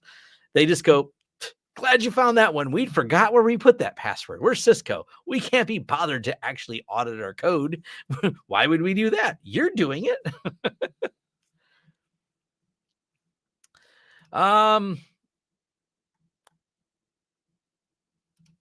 Which cameras would you recommend for home?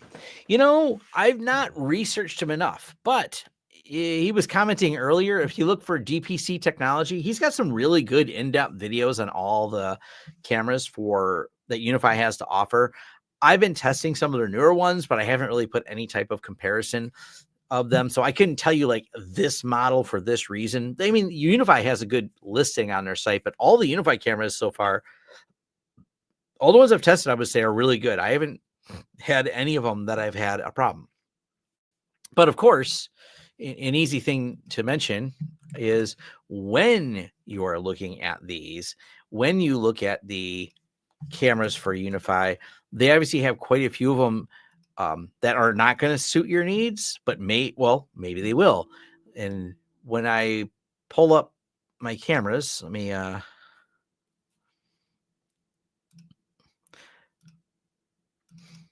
here, who wants to look at Tom's ceiling?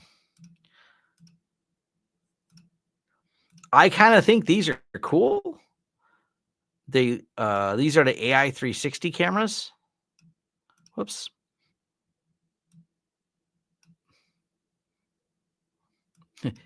It's just looking up right now. But they have those cameras that are this is the turret camera, which is cool. We can look at things. Oh, you know what? If I look close enough, I can violate an NDA. there's things on this shelf. You can't read the names on them that are this is my little server room, so that's why all these are sitting here. There's the pencil sharpener.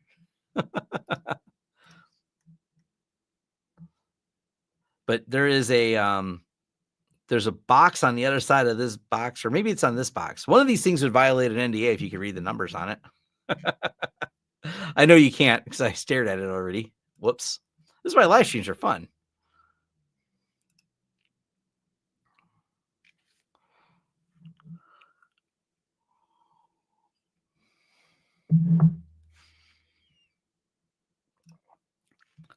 What content filtering, endpoint filtering do I recommend? Zorus, Zorus. I've done a video on it. You can find it on my channel. They sponsored a video.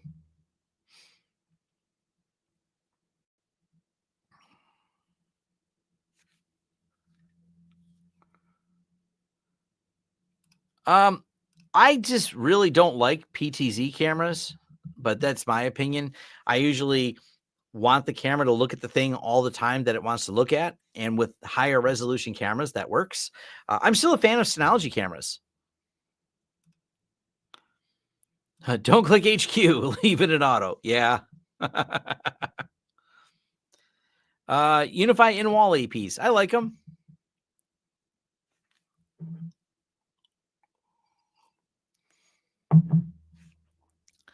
But yeah, DPC Technologies. They've done some really good in-depth camera videos. Go check them out. It's on my to-do list, but the problem is, I say on my to-do list. You know how long my to-do list is? There's only so many hours in a day, as it turns out, until I can figure out how to clone myself. I haven't been able to do that. Maybe I can find and hire some more content creators that also are good at what they do, that don't want to just do it on their own YouTube channel, maybe work for me. Those are long-term goals that maybe at some point will allow data. I think people take for granted. There's not many people like Linus out there. Granted, Linus is a different category of tech than me, but I'm still really impressed with what he built, because it's interesting and very, very, very challenging to build out a team of people in the creative space. Really hard to do. I'm actually really interested because Colin and Samir interviewed Linus. So even though Linus is not someone that I am going to try to model my content after, he's an interesting subject study because there's not many other channels. There's a few, there's not zero, but there's not a ton of tech channels out there that have built teams of production. And there's some knowledge of how to do that I lack. And it would be interesting to learn. So yeah, and this is the whole thing. Just like DPC Technology, 15 videos in the queue. It's about what I like and what I'm interested in. More ideas than time. That is definitely where the issue is. It is just an issue. Like when you're doing the content, I'm also the editor for all this, and I still do consulting because I like to stay in the mix of doing this in a real world. So when I show those pictures of like racking servers, I was racking some servers today. I like to put my hands on hardware, make sure I am still current, I'm still relevant, I'm not just talking out of my ass, and even I showed the example of one of the large scale installs we did with UniFi, and we have another one planned. I have some boxes over here of UniFi stuff that's part of a project idea that I've hopefully got to get like put together in some sane manner and do another video on that we're going to be deploying somewhere. So yeah, it's kind of a lot. But I don't know. I don't know how to hire more people that are content creators because it's hard enough finding good technical people. But people who are technical and can be in front of the camera,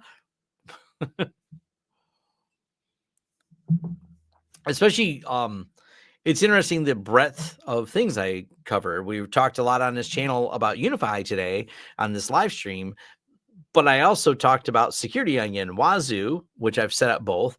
I've talked about virtualization, which we do a lot of, storage servers. Oh yeah, lots of storage servers. Oh, by the way, lots of pfSense videos as well, in addition to all the UniFi networking videos. And me personally, no, but definitely teammates at CNWR. Yes, we've done Ansible playbooks for Arista switches for a large scale 100 gig deployment.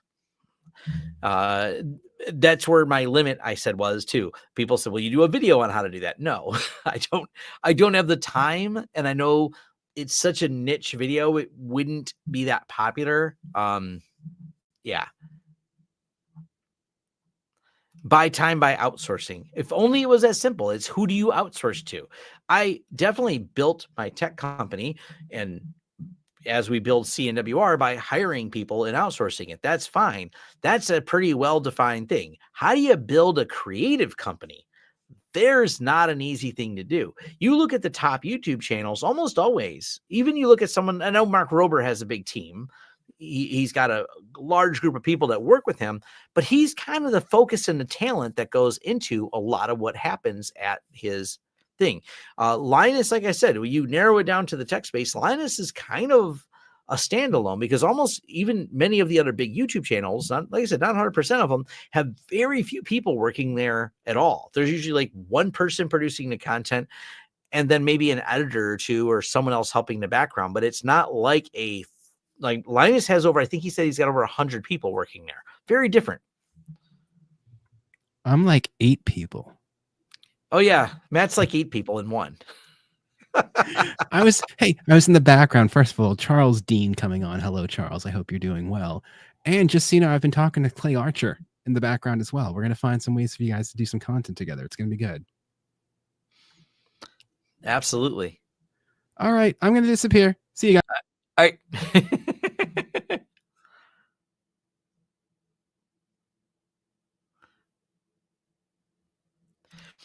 Oh yeah, I mean, Chris is a friend of mine, so I knew when he was doing it. I debated about flying out to that side of the country. I mean, I could have. I personally am friends with Chris. He's a great guy. I'm also friends with Tim, and Tim, Craft Computing. These are all people that I would consider my friends. I've met them in person several times. I wish I had time to fly. That is the opposite side of the country from me. I wish I would have probably made the time. Always have the time. It's for figuring out where you want to spend your resources. But yeah, cool that Chris did that. I knew Chris was working on it for a while too. Yeah, it was pretty cool. The behind it, I had a lot of FOMO because long before the video gets published, we have a group chat that we have going all the time where we all discuss all this technology stuff. And so, yeah, it was cool to know that all this was happening.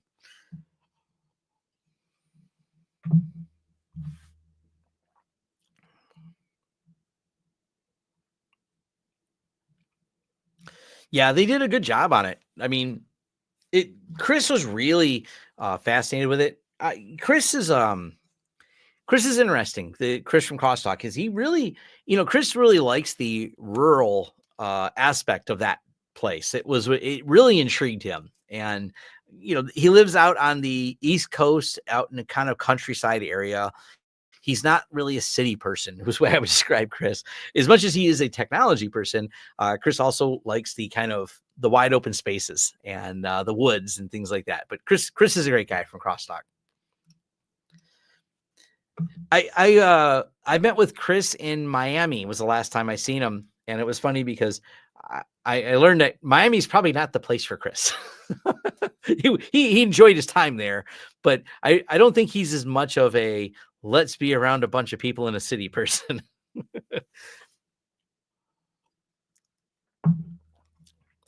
MKBHD is interesting. He's another example where he's 99% of the content, but he does have kind of a couple side channels and he's got some good help producing it, but he's still the centerpiece of the majority of the content on there. So, but there's not like, let's extrapolate this out.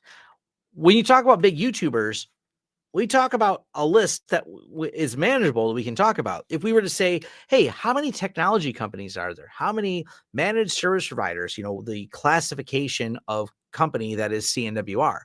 Thousands and thousands of them that are scaled up that have over 30 employees. There's not like, oh, there's only these handful to choose from. There's actually quite a few of them. And so it's a very different model to build.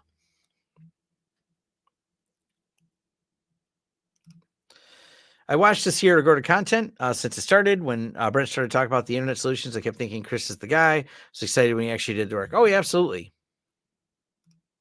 Yep, for sure.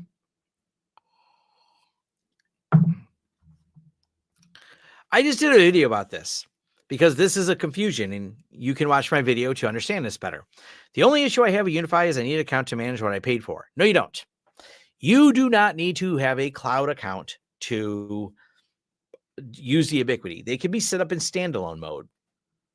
And a lot of people seem to think you need a cloud account or you need an account with Ubiquiti. You don't. And you can buy the hardware. Matter of fact, if you buy the hardware from somewhere and pay with cash, they don't need to know anything about you. You can set it up and they don't have to have any contact or any information. You didn't have to set up even an account at their site to buy the stuff. So you can go that far away from having an account and set things up with Ubiquiti. I've covered this several times. There was a brief period of time, very brief, and I complained as many others did. I definitely had words for Ubiquiti on this, where Ubiquiti decided you should have an account to do this. I don't remember what year it was. Maybe it was circa 2018, 2019. It's been a few years since they did this. They decided you needed an account. They've now dropped that. It's been dropped for years. It was one of those features they added for a little while, and I'm glad that, yes, I'm glad it's gone. Okay, I need searches. It asks me to log in every time I need to patch it. I will look into it. Yeah, I mean, you just have to, I forget how to remove it from an account, but you can set it up without an account. Matter of fact, I have on my network right now, here is one of their cloud keys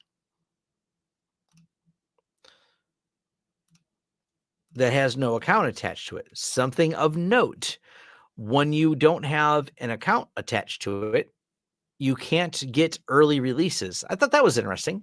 So technically, without an account, you cannot do an early release version of their system. Novel, not a huge deal. There's probably some way to do it from the command line, but at least there's the ability to change to early release channels is gone unless it's attached to their cloud. Not a big deal. You're still getting the stable version, so not anything I would particularly worry about, but something that's worth noting. Yeah, that's right. Right here's where it says that. So let me zoom in. Please enable remote access to access other release channels. Fair enough. Update. We'll update this console while I'm waiting. So you will lose access to that if you do it. Is there any other company offering free remote access to manage your system? I do like the fact that they don't have a fee attached to it. By the way, someone had a stupid hot take on Twitter, because it's Twitter and people have stupid hot takes. Let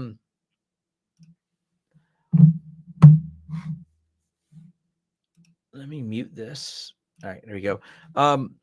Someone was complaining the fact that now they offer the Proofpoint upsell, which is a threat intelligence feed you can buy for Ubiquiti. And people are saying, well, the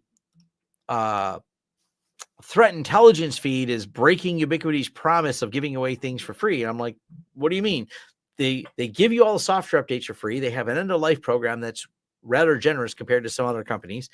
And you still get all the software controller for free. You can host it for free yourself with the software controller. Charging for a threat intelligence feed is just as those words sound, charging for a threat intelligence feed. If you would like to enhance the security of your device by buying a threat intelligence feed, that's an upsell. Yes, but it's not, Yeah, it's not one of those things that I think breaks Ubiquiti's ecosystem of the way they offer hosting. And there's actually other companies. I mean, Aruba, as we talked about earlier, Aruba Cloud, their Aruba Instant On series, as they refer to it, does offer like a free cloud thing. It's just ugly and doesn't do a lot.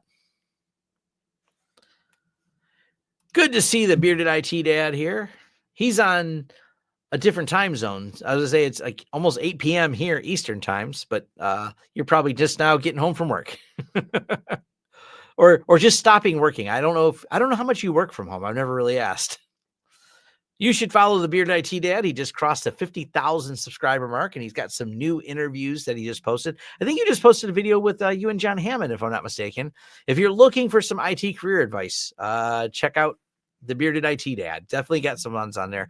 I should have him on my channel soon because he's had me on his, so we need to collaborate. He's another amongst the people. If you're wondering, do these YouTubers who post similar content, well, his is a little different than mine because he does a lot more IT career things. Do we know each other? Whenever we can, we try to. It's always good to know a lot of other creators. All right, so you never work from home. Fair enough.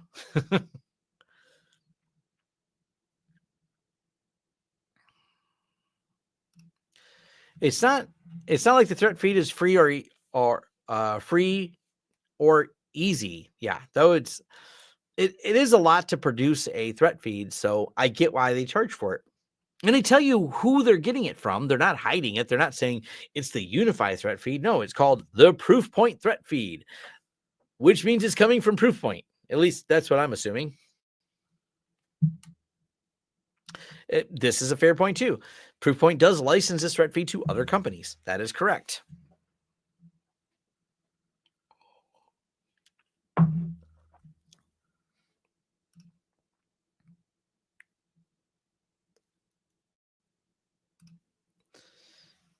And you have some more big guests coming soon. That's awesome.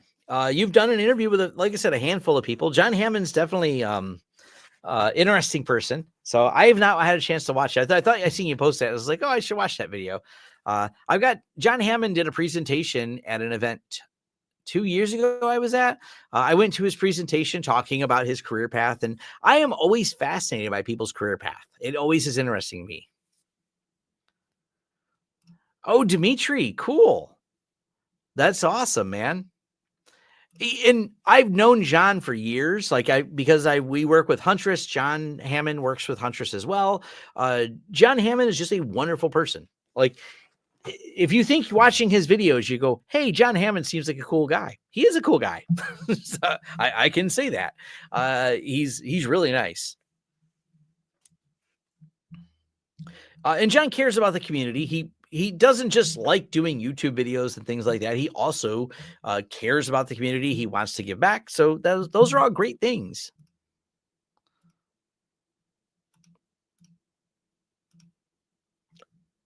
I am working on, if anyone cares, maybe someone cares, I'll ask. Let me find it first. I always have to find it. Google's stupid, but let me figure this out. There we go.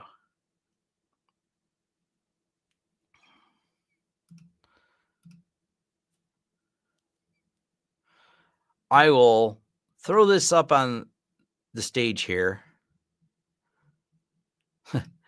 John was great in Jurassic Park. Yes, he was. For sure. I do like that.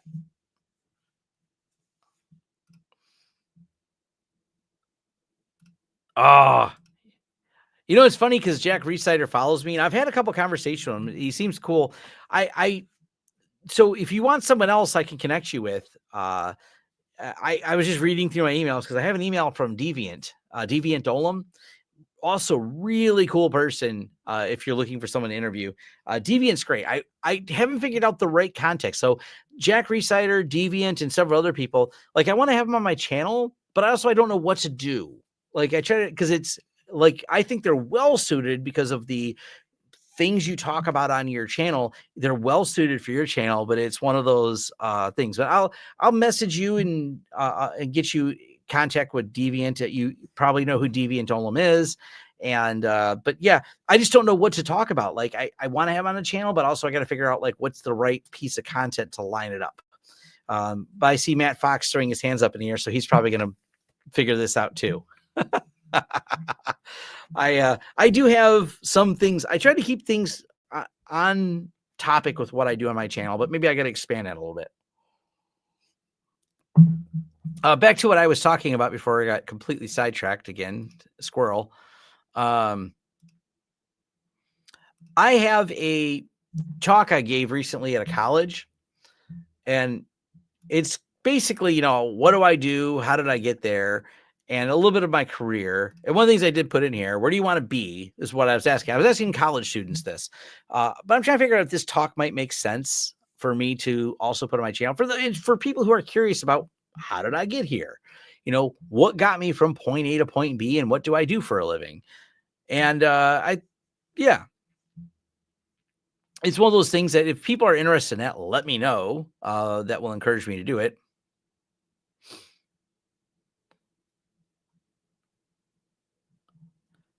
And from there, what else did I have? Oh, I had this slide, like, how did I get from here? This is my first enterprise tech job in 1998 to this is a 2024 picture of me. I think I did this picture in 2024. I need to redo it because there's one more monitor in, and by the way, the YouTube thing is now moved on the wall because I had too much junk on the wall. But I also said, how did I get here? And it looks like this. This is Tom. This is Tom. The year I started my company. By coincidence, I also did some ice skating, and didn't go well.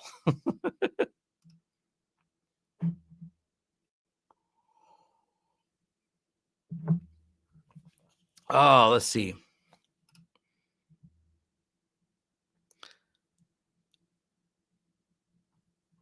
Let's see, what else do we have? Chris Gear has some Wireshark videos. Yes, Chris Gear's Wireshark videos are good too. But yeah, people are interested in me doing kind of a how I got there. If not, I thought about doing the video, unlisting it, but then putting it on. And if anyone hasn't seen this, pull it up over here. I do have kind of a, quick history of my first tech job, because the question comes up a lot in the live stream. So I thought about it'd be nice to have a video where I just refer to it of like, here you go. Here's where you can find a history if you're interested of, Tom starting with an Atari and electronics to a computer to 1995 to my first real sysadmin job in 1998. So 95 was working at like I worked for a company called Southgate. I could even link it because, by the way, want to see something funny? The old company I worked for, still in business, by the way, their website's kind of ugly.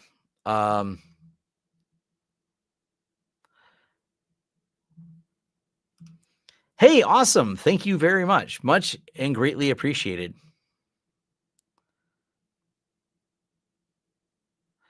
I never ran any Tor exit nodes.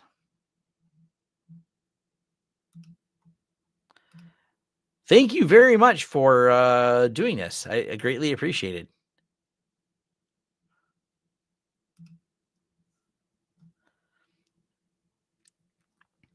But this is literally the company I worked for, and I think this is cool. We used to sell a lot of hardware. I used to do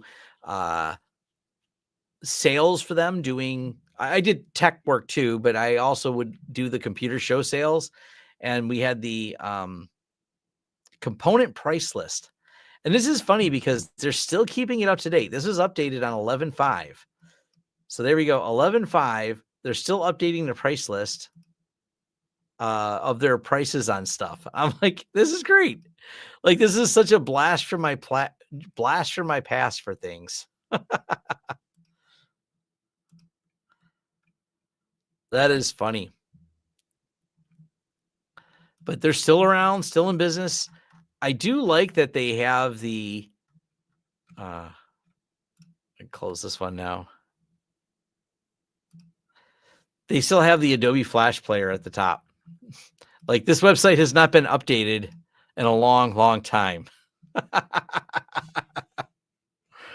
Oh, man. Yeah, they still have old stuff on here, man. It's just kind of, and I stop in and talk to them once in a while. So the people who originally founded the company have now since retired. This is the same building they've been in since I worked there in the 90s. That's still the place. Matter of fact, let's we'll pull it up real quick. It's still, it hasn't changed. It's like the same place from back when I worked there. And I now the owners have retired and the kids took over.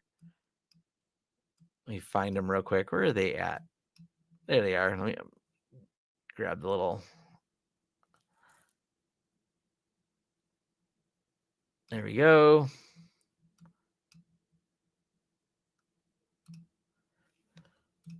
Yep. And that's what the building looks like. Still looks the same.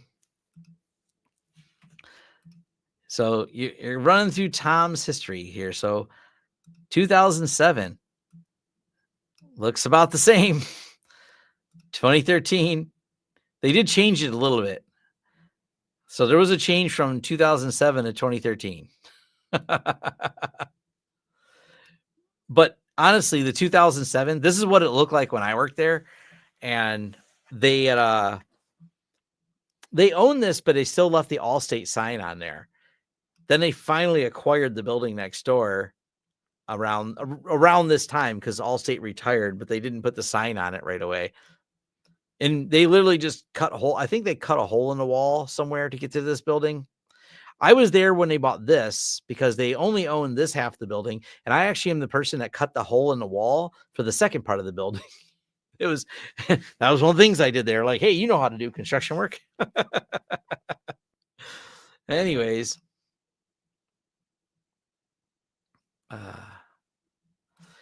Have you applied for an open position there? No, I'm not interested in going back to retail computers. They're still doing retail computers here in 2024. It's rare. You're right. It's rare for them to survive that many generations. It's only one generation, but it's still, there's not, it's an interesting story. It was a printing shop and it was a print office. And they were doing printing and computers at the same time when I got there in 1996. And I think it's I worked at another tech company before them. There was two of them I worked at. God, I can't remember the name. Name's eluding me right now. What is the company? I know right where they were located. It was there's a couple different ones. There was Angel Computers. Then I applied at Angel. They never hired me. And I didn't. Yeah. Anyways, I'm going to get way off topic here of reminiscing of what Tom was doing in the 90s. Hey, Tom, got a question. XCP-ng, is it possible for Zen Orchestra on a Raspberry Pi 5 8GB home lab? No, at this time, it is not. Do they still have Windows 3.1 systems? There's a chance they do. Is that a house attached to a storefront? No, it's just another building attached to it. It's not actually there. It's not like a house or anything. It did have that kind of look of kind of like a house, but it's not a house. It is an office building. There's a lot of these around here. Go back to current. See if I can go here. It's funny, they put a sign on the side here. But you actually would enter from the back. I know it still looks kind of house-like, but this is not a house. It's that's just how the business looks.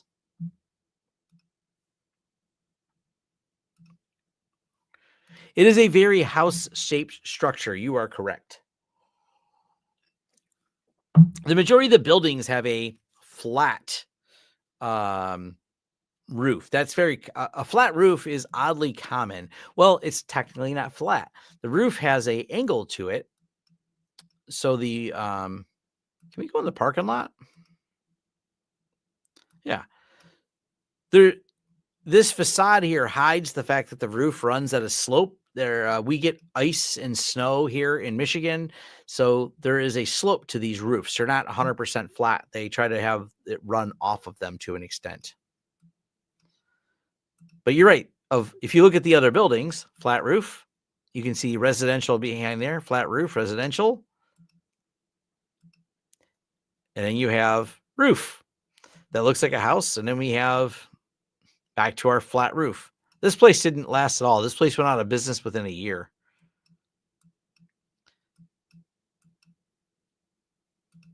I still live by here too.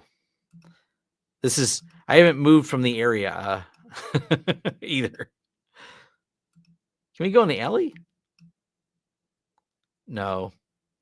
Nope, no alley driving.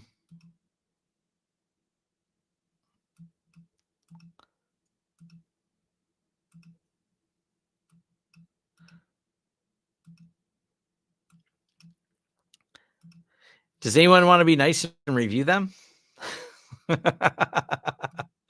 Oh, okay. I'm distracted again.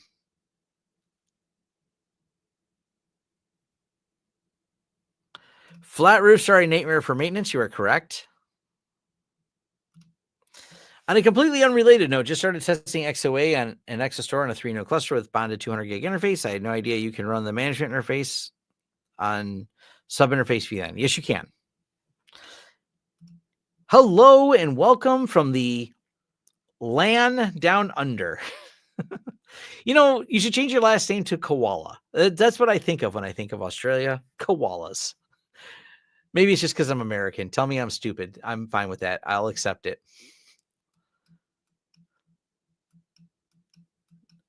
It's cool that I didn't realize what was this place in 2006. Now I'm curious. Moe's Southwest Kill. That's what this place used to be. This place has been everything. We tried buying this building back in the early 2000s, and they wouldn't sell it to us.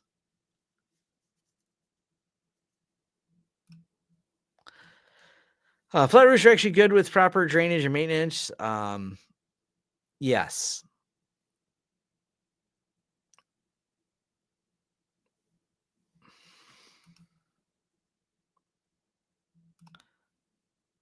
A lot of companies don't need NVIDIA GPU, but it's great for both AI and remote desktops, so it's so important to a large demographic. Yeah. Catching up with notes from a long time ago. We talked about that, I think, an hour ago now. Hold on. While we're doing, we have a I'll knock things over here.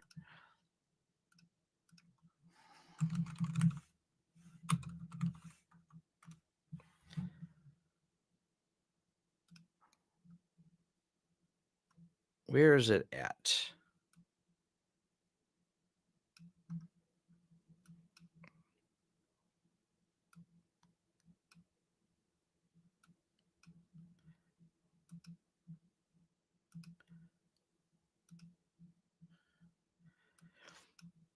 Oh, this is funny. Google went by this more recently, so let's view this on StreamYard. We have a flat roof on our building too. But I like that the Google car went by and has a picture of this. Womp womp. Someone drove a car. I shared this before. Someone drove a car through the building next door to us. So that happened. What did this place look like in 2007? Was there something here? Google's resolution was really low in 2007. We can't even read the signs. For lease in 2013. And it was Lawrence Systems in 2017. Lawrence Systems in 2022. And in 2024, it's CNWR on this building.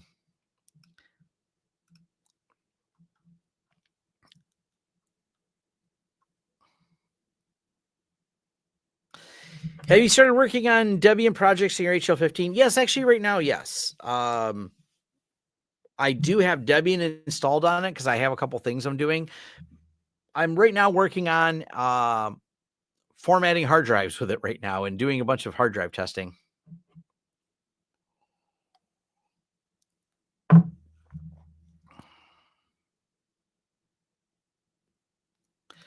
Yes. Have they misunderstood door-to-door service? They misunderstood how well locked up things are in a pawn and gun shop. There's a lot of rules around pawn and gun shops. So they drove a car through the building and got nothing for it. Nothing at all. Yeah. That's just, yeah. Is Hooters Pawns and Guns any good? Good question. That would be a good combo. We're going to do Hooter Pawn and Guns. I like the place next door to us is just called Pawn and Guns. They're getting right to the point. We're just pawn and guns. Do you got something you want to pawn? Do you need guns? America. What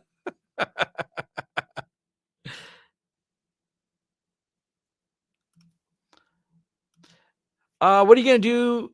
What are you going to make a video about JetKVM if they don't deliver? I mean, if they don't deliver, I'll be mad. I don't know if it's worthy of doing a video unless I can have more information and then they didn't do the thing they said they do. I don't really know what else to say about it. I hope they deliver. I really hope they do. I think it's a cool project. I will tell you that JetKVM, there's a reason me, Wendell, by the way, Wendell's our friend. We talk. Me and Jeff Geerling, another friend, we talk. We all just kind of scratch our heads going, like, who wrote this software? Why is this software better than even the commercial products that we've had to pay thousands of dollars for? It's better than that. Like, someone actually took the time to write good software and it's blown us away. Like, we're all just going, where'd this come from? Because all the other software is loosely based on all the other software and none of it's great. I do not watch any sport ball. So if the Lions are doing Lion things, go Lions. I do have some friends that pay attention to that. Wow, that's amazing. And thank you for 50 memberships. I greatly appreciate it.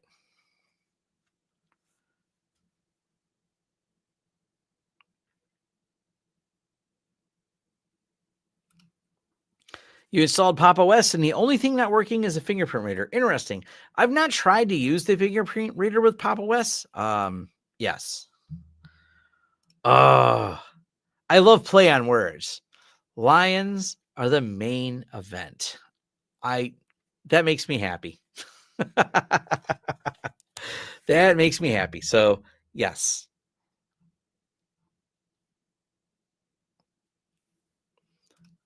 Definitely I like a good play on words. Oh, you know what? Here's something interesting. So, while we're rambling on about me, I'm off topic, by the way, because things are in my head and I have devolved. Also answer on topic questions. So we have a flat roof. They have a flat roof, but across the street, we went back to not flat roof. We have hipped roofed and some gables. So we have gables at the end, but we have a hipped roof at the top. So I think that's interesting. Plus, these are fake dormers. There's not a second story in this building. I know, we've been there. I think we have a client in one of these. They moved into one of these buildings. But yeah,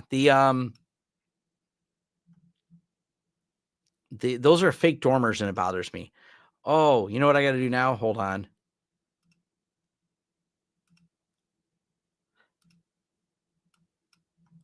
Oh, got to find the right angle.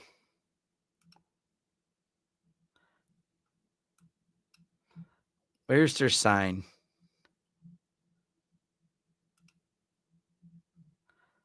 Oh, is it missing? So who's ever watched Clerks? This liquor store. This is like this beat up liquor store. And they had the sign that says, yes, we're open, painted like Clerks. They had it up for about a year, and apparently there was no Google photo of it, which disappoints me. I had a picture of it somewhere. It made me laugh because I was like, this is like a Clerks episode. It just says, yes, I sure we're open. I was like, yes.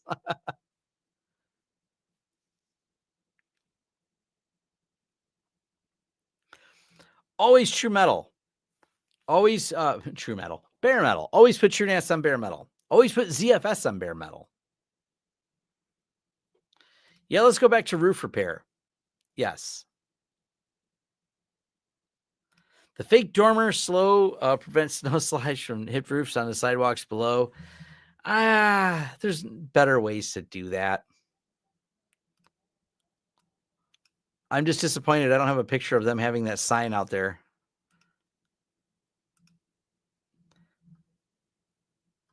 I like their signs are, I think these, I don't even know. This liquor store's got one guy that works there. He owns the place, and it's just I don't think there's no walkthrough. No one wants to go inside this liquor store. What is it called? Oh, there's pictures. Oh, cool. This place is old. They always have they've just got a bunch of handwritten signs. If you're thinking this looks like an old beat up liquor store, it's a mess. I kind of like going there because of that. The guy is a little off the wall, which only makes it more interesting to me to go talk to him. If I'm at my office, I'll stop by and go see the liquor guy across the street. Just everything's just handwritten signs. It's all it amuses me. Those are the places I like. I'm much prefer those ones people. May ditch your PF Sense for a Dream Machine. I get it. I gotta admit, UniFi is getting really compelling on their firewalls. I thought I'd never say that because I didn't think they'd ever get there, but they're really getting there. Pulling the trigger on a full UniFi network. Message me so I can just ship you some of the extras I have. I have too many things right now. If you want a couple of them, let me know. I think I have a couple access points if that'll help you along your journey. Looks like a front for money. You know what? I have a feeling the guy has a bunch of money and just doesn't care. He's an old dude that just likes talking to anyone who comes in there. And that's why I like it. He has some crazy things to say occasionally. He amuses me. I stop in, I'll grab some Jack or whatever. Just, I'm not unhappy with it.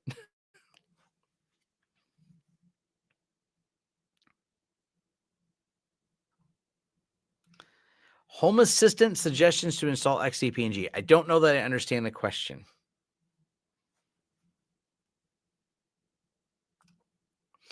Hooter Guns and Pawns look safer. Yes.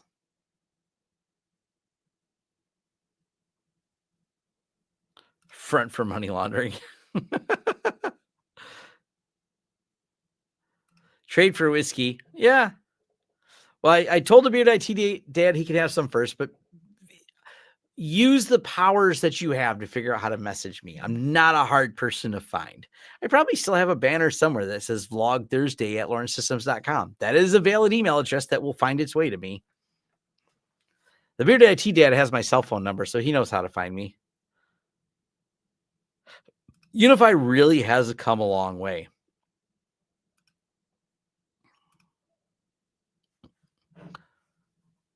So besides doing liquor store things, what else? Oh, now I have another curiosity.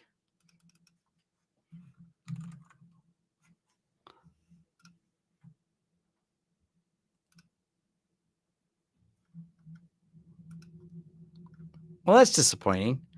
I was going to show you the inside of Southgate Computers, but there are no photos of the inside of Southgate Computers. No one's added any. Should I go do a 3D photo of them? Yes, I think these have some blue blocking. A little bit, not a lot, but yes, there's some blue blocking going on here.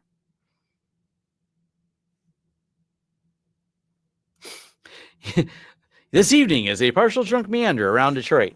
Yes, anyone comes to Detroit and visits me, I'll give them a tour if I have time. I love wandering around Detroit. I know a lot of history of the area because I've lived in this area my whole life, and I'm also fascinated by history.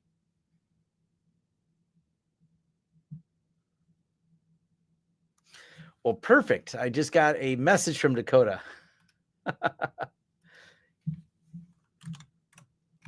I will get, I can't type. Hold on. I will get you a list. If you're ever in the area and you want to come see some cool stuff in Detroit, Detroit's a neat place. And I like talking about the history of Detroit, because why else would this information be in my head if it wasn't to be shared with people?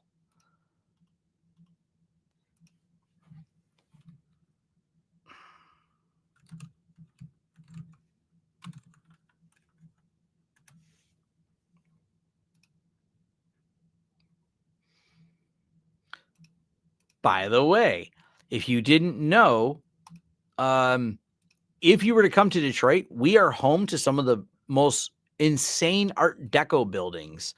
This is the Guardian building in Detroit. It is just a wild building to see in person. If you're into things like Art Deco and stuff, like, we have a lot of these buildings. By the way, this is just one of many buildings. There's people who've done videos on it and things like that. You can, if you type in Guardian building, you'll find it.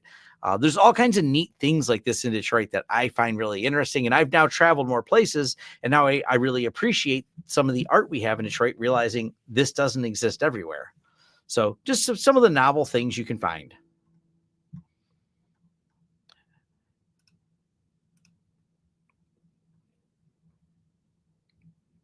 But yeah, if you're in the area, absolutely.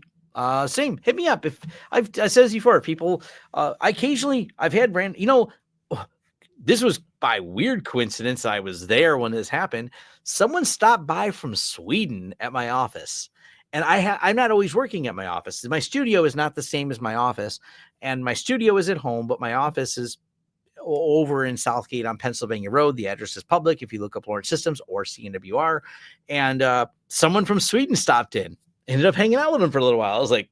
I said, you've caught me here. I happen to have some free time. We didn't go to lunch or anything. We just BS'd for about 20, 30 minutes. So yeah.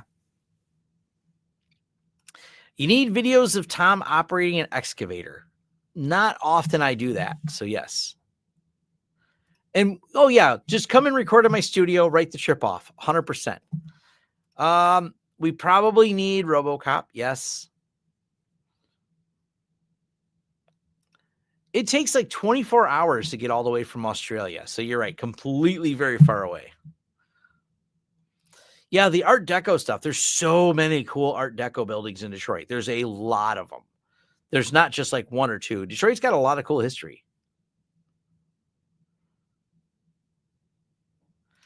Did you remove or hide your really old videos? I took an unpublished some amount of videos that were replaced with new videos, but I did not get rid of, I just unlisted them. So if you were to go to my channel and sort by oldest, you'll find plenty of old videos. You'll find the first video I did 10 years ago on here. Me talking about LastPass in 2014, 10 years ago. So if you sort by old, you'll find old videos. Why I like Mr. Robot. I made a lot of random crap videos.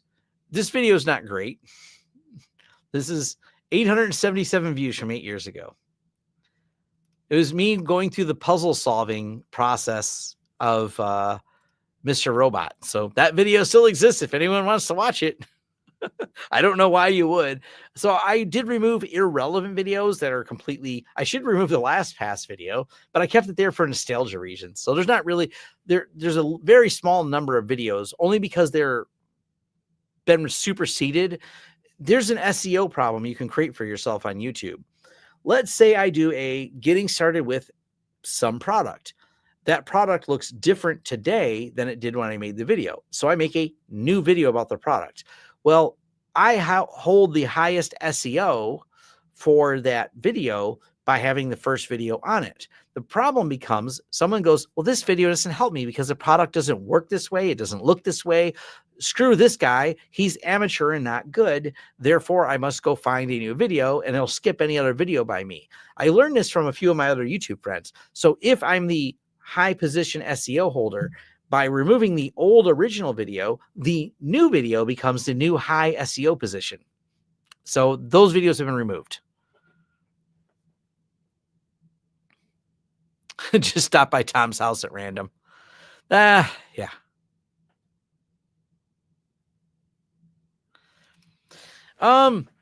It's not that abandoned. Detroit is very, very much on the grow. It is not near as abandoned as it was. And Mr. Robot was so good. I would not say it's worth it to buy old Cisco gigabit gear unless you really wanted to learn old Cisco stuff. I can't really, I'm trying to justify a reason for it. Oh, video of me excavating the yard is on my personal channel. It was never on my main channel. I do have I almost never update it personal YouTube channel. Not rocket science defying. It's the same name, Tom Lawrence. But I hardly ever post videos on there. So those videos still exist. I do have a video of Tom excavating and digging a hole. When did I do that? I feel like that was circa 2018. Damn, nailed it. This was at my old house. So, yes, that is a big hole. That was my backyard. We had to completely destroy to fix a plumbing problem that was 20 feet deep. That's where the connectors were. So there's 2 ladders in there for a reason, because it took 2 ladders to get to the bottom of that. So yes, I did talk about that. So you've been following the channel for a long time, because that was 2018, Tom.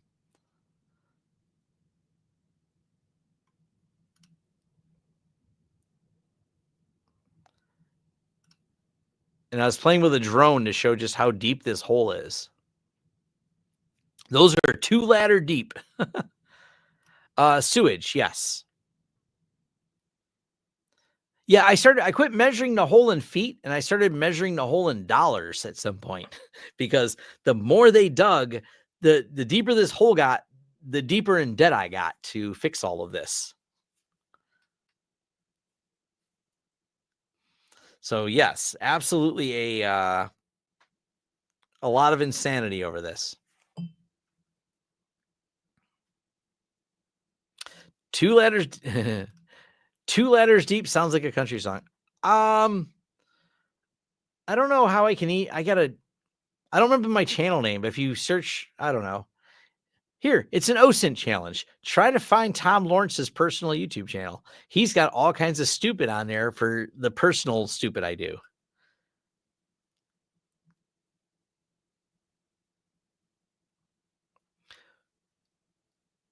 Yeah, when you're in a hole, stop digging, unless you're trying to fix the sewer. Yes. Was the sewer project doing some videos home before the basement office? This is a different house altogether. Yeah, do some OSINT, buddy. I'm going to make it fun. Yeah, this is a different house. This is one of the reasons Tom built a new house, is because I really hated fixing things at old house. I just decided the investment was worth it to build new house. So I have, let me find it.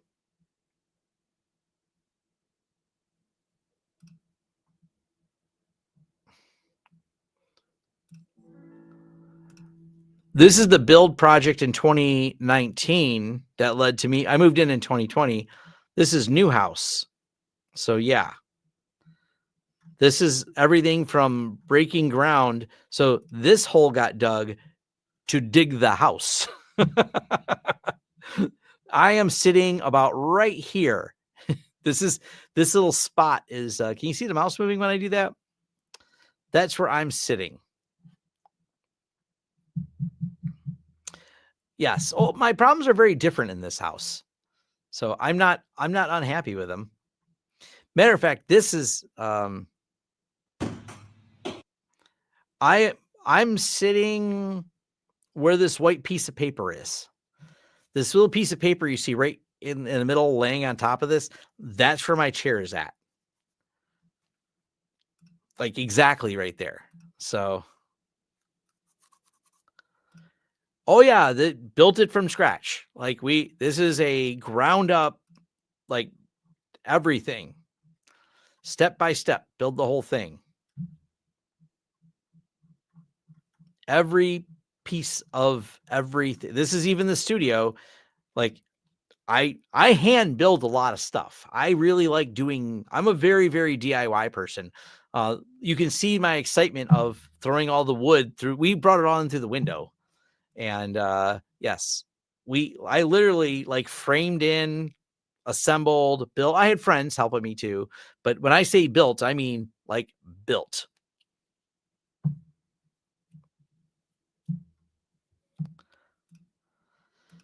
Because I don't know, that's the nature of Tom, is to, if you're going to do it custom. Oh, by the way, if you're wondering if my servers look good or anything like that, like my wiring, oh yeah, everything is labeled. Everything is well documented. Everything is done. I went obsessive. This got fixed later because one of these didn't have a label on it. We labeled it later. So don't worry. This is when we were building the studio. We had to use a hand truck to get this down. That's like 100-something pounds of loaded vinyl. So give you an idea of how much that weighs. So yeah. European guy asking if it's illegal to build your house with bricks and cement instead of wood here in the US. You can build with both. There's a lot of codes you have to meet. So each part has to be inspected as you build. But yeah, there's a lot of code that has to go into building it. I have layouts and plans. I drew all the plans. Even though these are interior walls, this is what gives me the sound deadening. We insulated and used loaded vinyl on the interior walls. I had a lot of pictures of the studio. This is also the other side.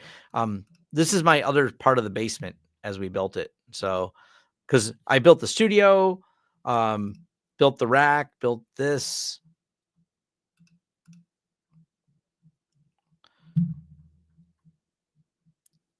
Then we started working on the backyard.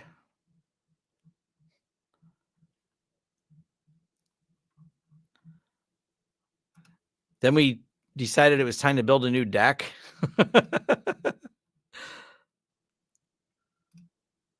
So that was my house with no deck. Then we built a deck. Made sure we overbuilt the deck, by the way. If you notice, there's a lot of extra bracing in here. I don't want the deck to flex at all, so the deck is overbuilt. Put lights in the deck. We use all Trex and everything like that. If you wonder why Tom doesn't make a video for some period of time, he's usually building stuff. This is my current office. This is a 2024 picture of where I sit. Wife loves my huge deck, no doubt.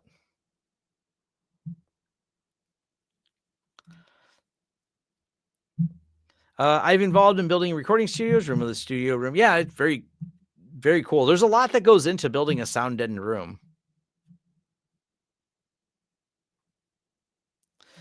Do you need an architect to sign off on your plans? Yes.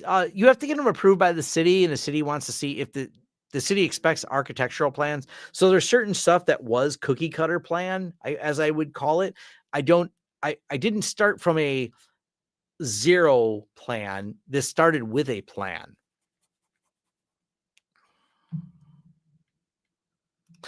I wouldn't feel safe in a wooden house, especially in a country with guns being easily accessible. It is something we live with here.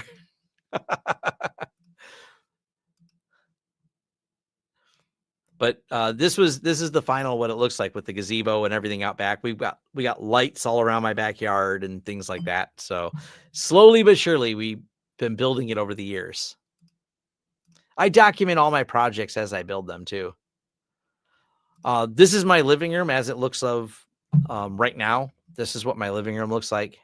The video I did, if anyone was wondering, on like some of the recent UniFi stuff, that's the background. You're looking at my living room. There's a few more. I think we've added maybe a couple more pictures since I took this, but pretty much it looks like this. And this is a good fall picture of what my backyard looks like. Well, no. We've cut down a couple trees. That happened like 3 weeks ago now. But that's sometimes where you see me filming live streams upstairs. This is what my upstairs looks like. It's not that big of a house.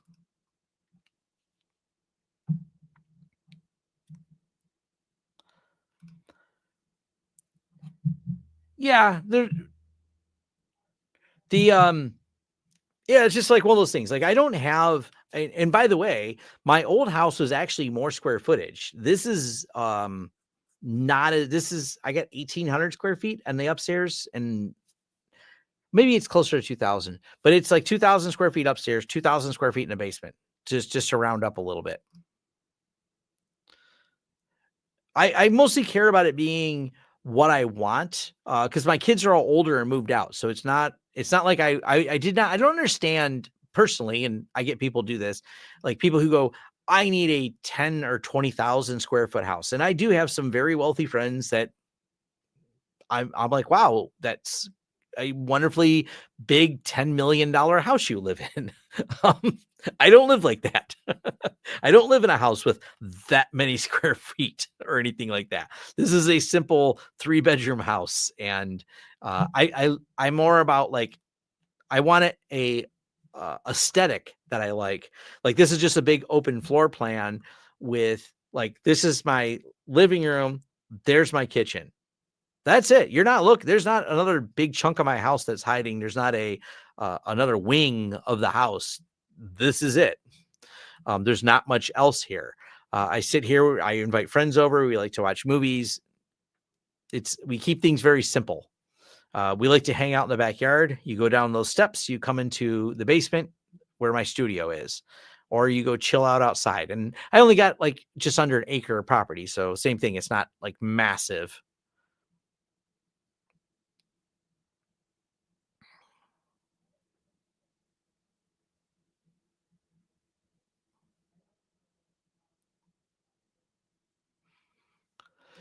Dave's garage. He's got a substantially bigger house than me. Yes. I like Dave's garage. He's actually got some cool things. I like his garage that he's in as well.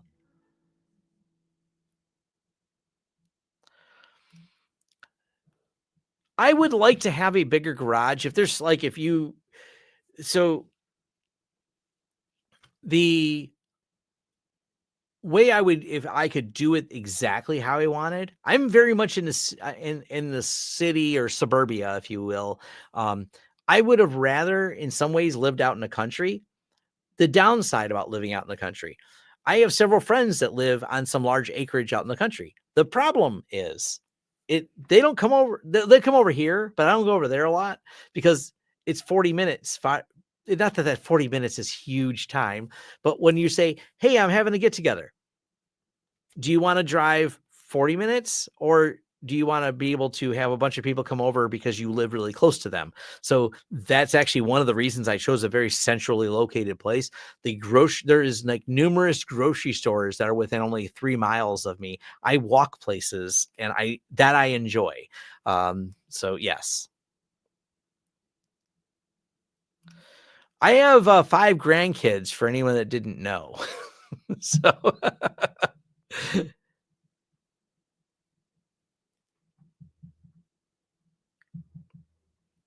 yeah, if you do black right, you can make black walls look really nice. You just got to do the right contrast. So even though it's black and white, we actually have accent, more coloring that's going in with some photos and stuff that goes up to kind of give it some accent. So as much as it kind of has a black and white aesthetic, it's to bring your focus to, and these look a little faded, just nature of the pictures. Obviously this is Halloween. My wife likes to change out decorations, but we're going to put like more color in some of the photos that come up. But yeah, if you do black right, it gives it a better look. You got to break it up a little bit. The kitchen is blue, for example. If you notice when you go into my kitchen, it's blue, and I don't have a picture of it right here, but there's, I do have it somewhere. There's a bunch of accent lights that can be turned on too. They're not on in this photo, but if you go to somewhere, I got a picture of them.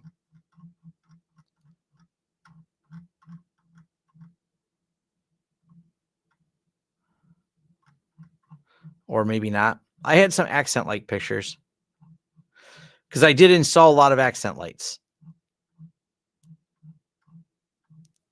I've now misplaced all those, or I get rid of them because they're not present anymore. Well, you can see them in this photo. They're blue in this photo, but there's accent lights on top of all my cupboards to change things. The house was not painted the original color we wanted it. There's a longer story for that, but you don't know what you want until later. Then you paint it again. That's basically the answer. Grandkids, you're not that old. Yes, I am.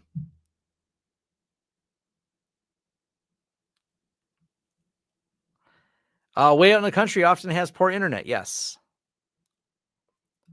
Oh, man, if you can buy acreage 10 minutes out of town, that is unobtainium right now because of so much urban sprawl here in Detroit.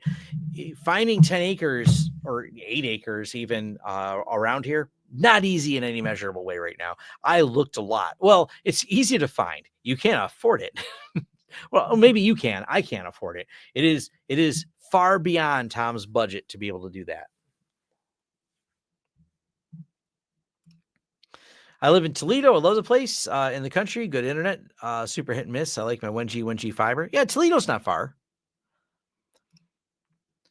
I grew up in a country, super small town. I take 5 minutes grocery store to run over 40 minutes in one day. I thought my 3600 first house was too big. Still new, but bigger, more to clean and have to work on. Yeah. You're in a great area because you have the multi-gig fiber internet.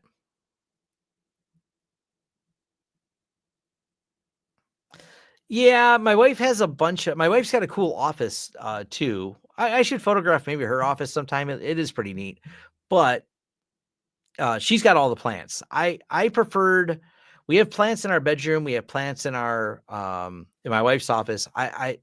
There's at some point, I think they look okay, but maintaining them is hard and I don't want to participate in maintaining them.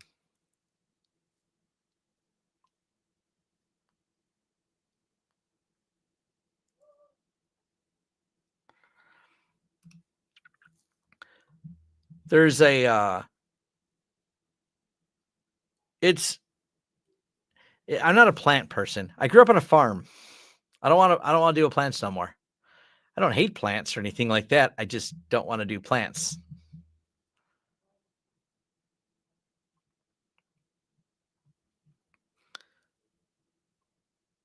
Do I have somewhere?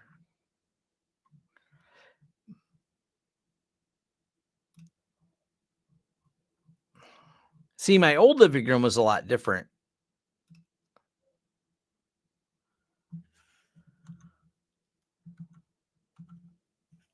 Yeah, I'll share a picture for anyone curious.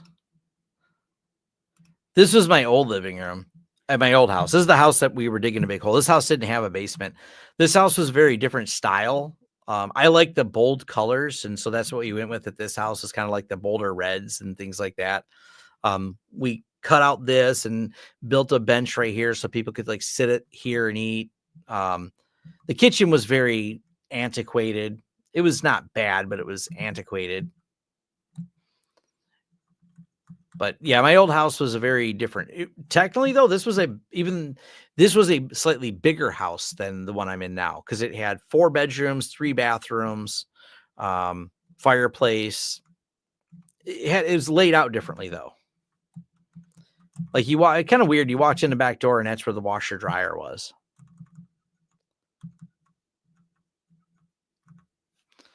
But yeah, I don't know. I sold that house several years ago.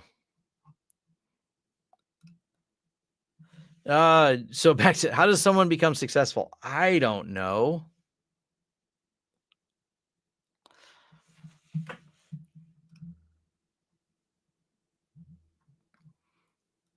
I mean, I don't think of myself as not successful, but I'm certainly not at the same wealth level as numerous of my friends, but I'm also not chasing that.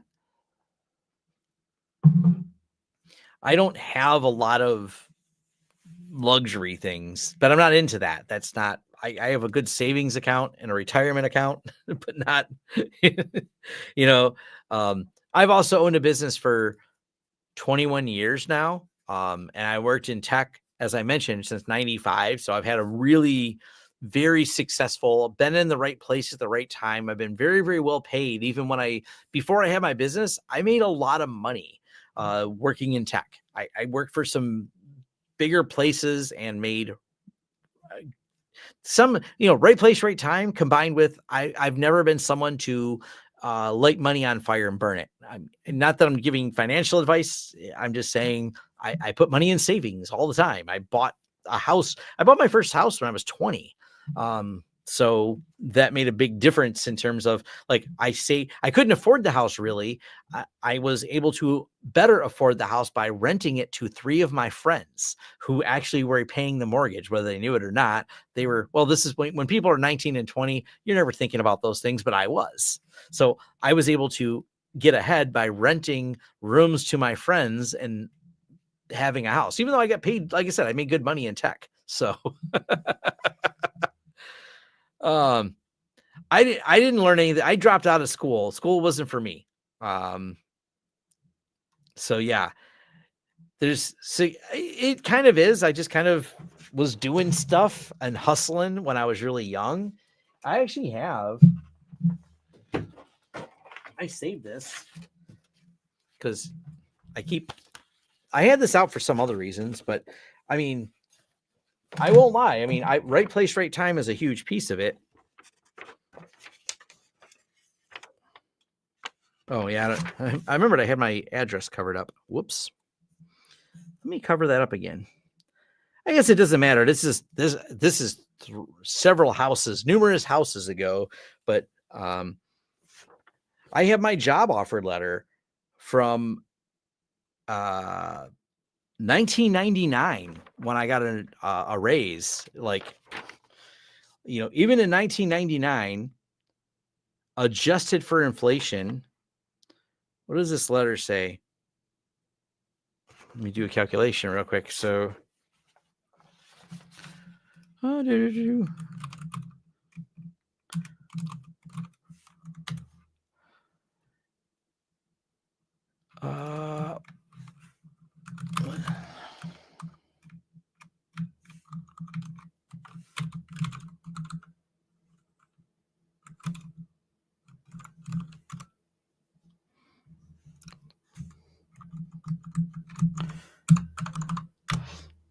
we go. So that's interesting. Now, I don't know. I'm just Googling this real quick because I want to give the conversion. According to this site, $70,000 a year is currently worth $133,000. So,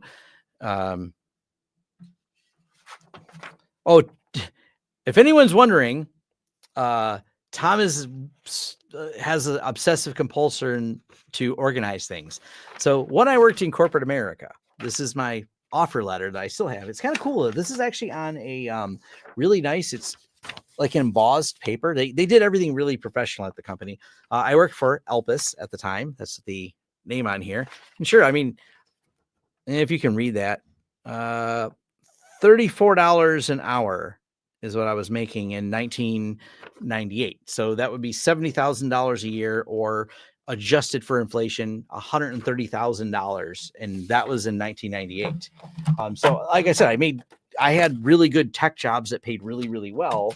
And that, like, I'm not going to say I'm just some super smart person and save money and don't buy avocado toast. No, go enjoy life as best you can, and don't live beyond your means. But yeah, I was in the right place, right time. I don't hide any of that. I'm very, very transparent as much as I can. Because my goal is to help people about any of the things I talk about. Is how can I help you get there? How can I help people be successful? That's one of the reasons I gave that talk at the college. And one of my slides says this right here. What do you want to be? You can't control C, control V, someone else's career. You can't copy paste someone else's career. But I led people with a lot of advice. These are things that helped me. Maybe they'll help you. And that's why I thought about doing this as a talk. And it's one of those things, like I do think sometimes people just need a little bit of guidance. And if I can offer through my experience, and don't worry, I've done plenty of dumb, don't look at me as a beacon of Tom did a lot of smart things. Nope. Tom also learned a lot of hard lessons. And so, yeah.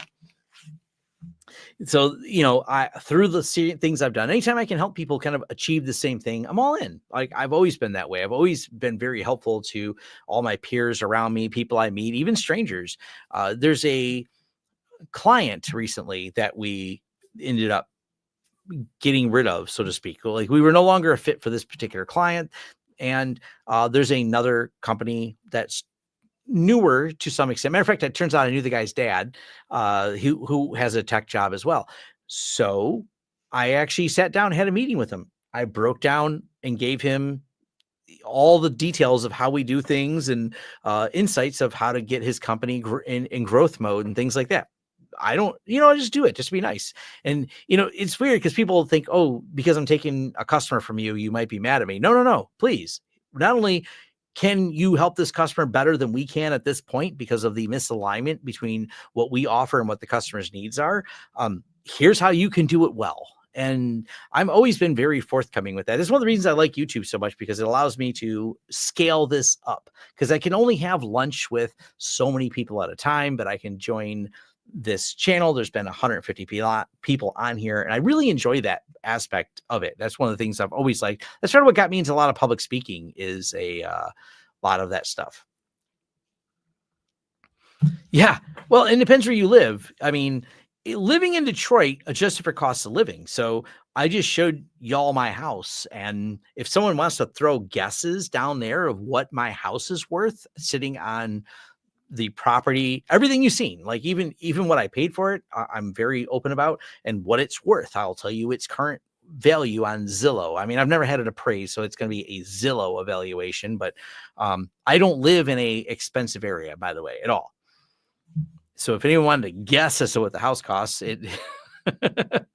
that's actually a little low. We paid with everything in, all in, to get it finished. Well, not including the deck, not including upgrades, about 310. Current value is around roughly 500, roughly, depending on who you ask. So yeah, I mean, that's going to be the values you're seeing in Detroit. But if you were to put this out in Seattle, for example, if you were in a different area, it would be worth double. Matter of fact, just here in Detroit, where I am, I'm south of Detroit. If you go north of Detroit to Oakland County, you're going to see home values for the same equivalency of property that are closer to $1 million. And I'm half of the price of, there. And exactly like someone pointed out, if you're talking about California, you're easily talking 1.8 million. One of my friends moved here from Seattle, and I believe he sold his house for 900,000, which was smaller than mine. So, and he's like, he came to Michigan and he's like, they're just giving houses away here. And I was like, yep. And my other friend who worked for Google, he lived in, where was it? Right on I can't remember the really fancy areas right by Silicon Valley. But anyways, he went from like a $3 million house to living here in Michigan. He's like, I can't believe what I can afford here for 700,000. He says they're like giving houses away for 700,000 that he cashed out. Like, he actually put a bunch of money in investments. He had a couple things he did that was pretty neat. There was some startups and things like that, but it was all because he happened to be in California. He got a job at Google. He worked for Google for a while, got sick of living in that whole area, but was able to sell his house for millions. And, it's just kind of wild.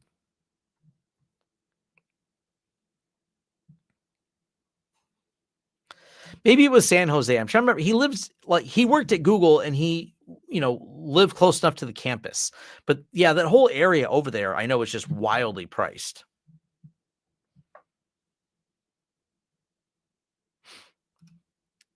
Yeah, it's crazy. How the prices have gone up and things like that. It's an interesting thing to think about. Like, just sometimes a big part of life is your zip code, your opportunities. I was lucky, and I really say this genuinely, like, I was very lucky to find the opportunities I did here in this area. If you are living somewhere, and here's a generally thing that I'll sum this up as, instead of kind of going the roundabout way. Where if you want your best chance of success, go stand next to the largest pile of money you can find. Silicon Valley happens to be a big pile of money. If you live in New York, big pile of money there. Being in those areas increases your chances for opportunity. They don't guarantee it, but they increase your chances because there's simply more high paying jobs in those areas. End of story. In Detroit, there are less of them. The likelihood that you'll find a high paying job in 1998, like Tom found, is just rare. That's just not common here. So statistically, I'm an anomaly and I'm happy. Like I'm thankful for all the right place, right time. But yeah, there's definitely like Palo Alto, all those places are going to be, just like if you would have said yes to working at some small startup, like, I don't know, Airbnb, and maybe got in early and got some shares, right place, right time. The likelihood of you getting in early on a startup here where I live, not likely. Matter of fact, none of my money came from lucky startup money. But some of my friends certainly did that I know. Right place, right time. They like, hey, I bought into this company or I started this company and they gave me some shares. Then the company went wild and I left. I've had a few friends like that that've had some really wild exits because they just were right place, right time.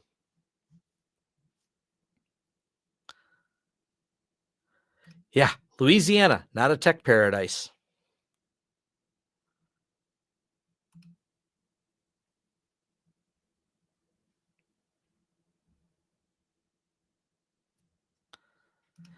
Yeah, this is another one here. Like my house is close to the old Nortel complex in Ottawa. And when that got abandoned and Nortel went out of business, it suddenly doesn't worth anything. But you're right. The Fed buys it in a 100K jump overnight. Oh, no, we should be on topic. We should be talking about tech things. I know it's a little topic, which is better to Cloudflare Tunnel to put your DNS records in.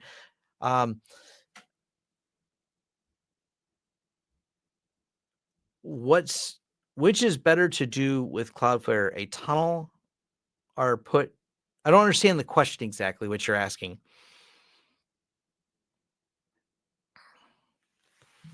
Cloudflare tunnels are fine. They're a good way to broker access. My only complaint, and I've done a video on Cloudflare tunnels. My only complaint about a Cloudflare tunnel is you're reliant on Cloudflare.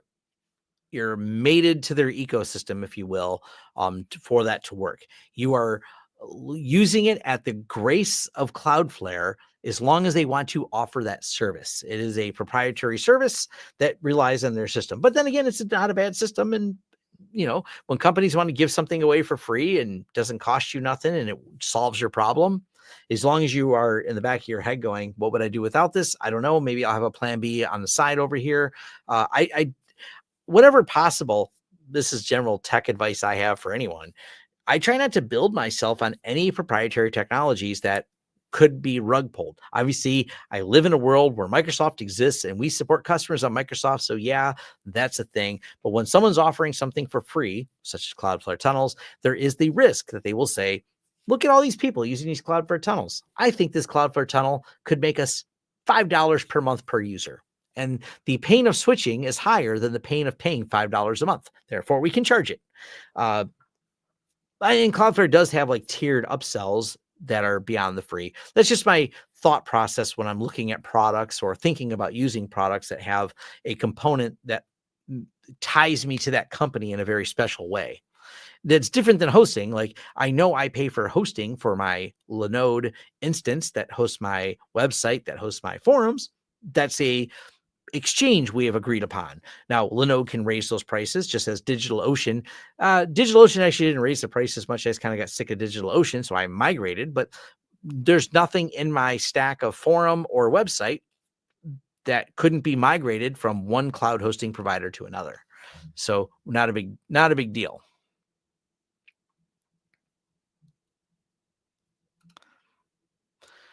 I know a guy that got stock options for 0.2% of the total working late night tech support on eBay counters, was turned into 140K 1990 money when eBay bought him out. Yeah, there's all kinds of just fun stuff.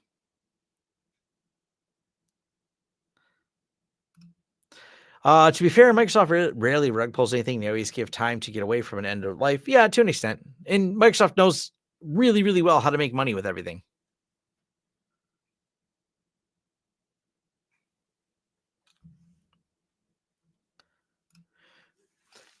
You know how you can put your DNS records on their system or if they're tunnel and you can send users directly to your internal host on your server? Yes, you can do that. That's kind of what Cloudflare Tunnels does. You set your DNS with them. Cloudflare Tunnel is a cool name for a reverse proxy. That's all they're really doing. It's a fancy reverse proxy with a cool Docker image that can handle it. But yeah, it's fine to use. I migrated from DigitalOcean like 2 years ago. I was on DigitalOcean. They kind of pissed me off, so I decided to go to Linode, who was not pissing me off at the time. Then Linode merged, and now Linode has become. They haven't pissed me off, but since they merged, they don't do any more creator-supported things. So, yeah, I don't really. I miss like. I don't know. I liked having some. If I recommended them, they did some sponsorship, and they stopped all the sponsorship.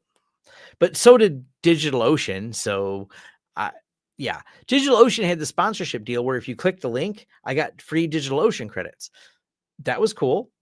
And the DigitalOcean credit, I mean, they required that you actually click the link, sign up. But then DigitalOcean decided to expire credits because I got more credits than I can use. No big deal. You didn't get cash. All I got was hosting credit. That was it. I couldn't redeem them for a value, but it saved me on my hosting bill for my forums. I'm like, cool. People click some affiliate links. I get my forums hosted for free. But then they decided to expire all of my credits. And I'm like, oh, that's stupid. And so I moved over to Linode, who doesn't expire credits.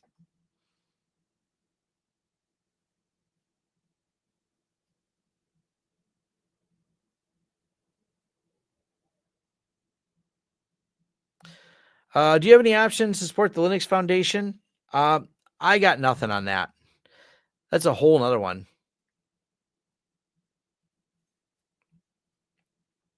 The key to success is offering a scalable service. Sure.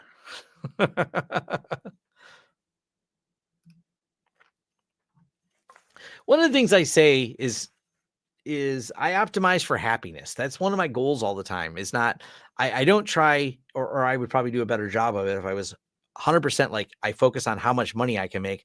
I always joke I focus and optimize for happiness. If there's a choice where you'll make more money but you'll be less happy, you'll make less money and you'll be more happy, I go with that option all the time.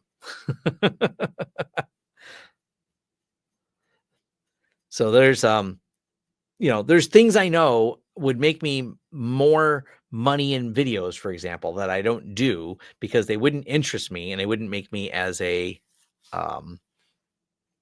it would not make me happy.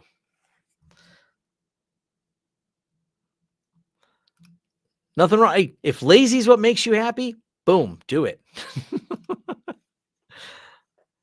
I don't use Headscale. I did a video on Headscale. I tested it. I don't use it. It's novel. Yeah.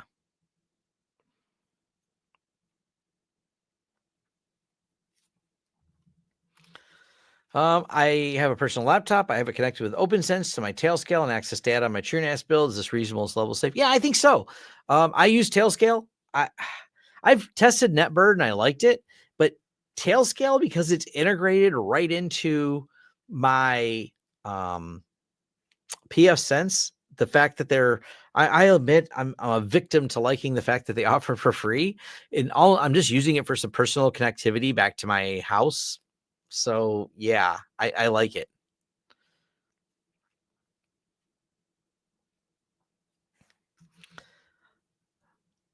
I think most of the passive income that people make is selling you books or classes on how to make passive income.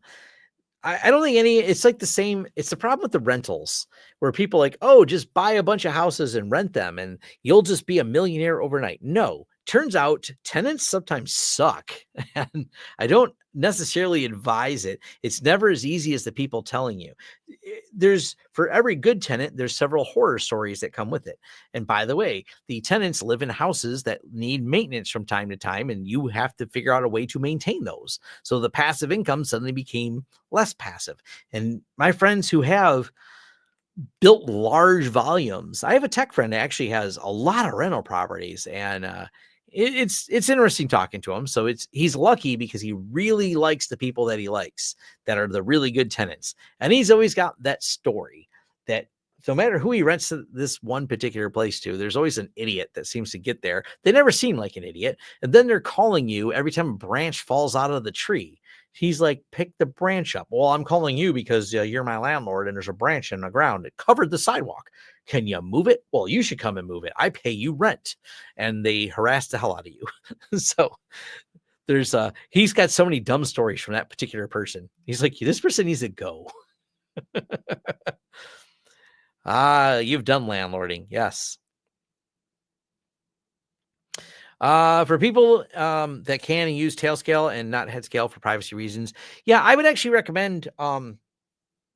Headscale is fine, but what's really cool is if you want a fully hostable platform.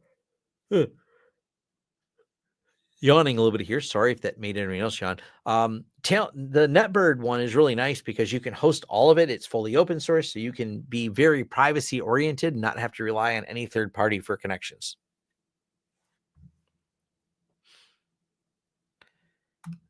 My wife says I have more stuff to do here.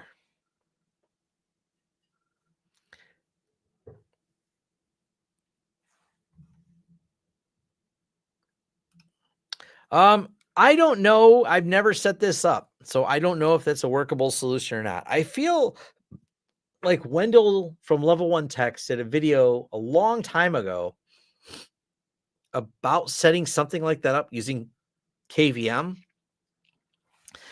Technically, Cubes does this with Zen. So if you're looking at Cubes OS, but I don't know how reasonable that is to manage. I have no idea. This came up earlier. It's in beta right now, and I find the multi-instance management, like, I don't know, beta. That's the way I would describe it. I have some more testing to do with it. But yeah, I like the initial look. I think I like where they're going with it. In concept, it seems pretty cool. I kind of wish it was not required to be hosted on its own firewall, but I don't know. I can go back and forth on that because it feels like as a managed service provider, do I put it on my firewall and then do I manage all of my clients that way? Or do I get a dedicated firewall that is just for it? I don't know. I think that it hasn't been answered really well. So I kind of need to sort that part out. But for beta, it's not bad. I have not done a review of it simply being beta, and I found some bugs, and I'm not going to complain about them here until I understand them, and then I go document them in the forums and make sure they're not just me misunderstanding how the system works. The Jet KVM software is substantially better. All of us have been impressed with how good the Jet KVM software is. It's really a lot better. Yeah, I'm yawning more.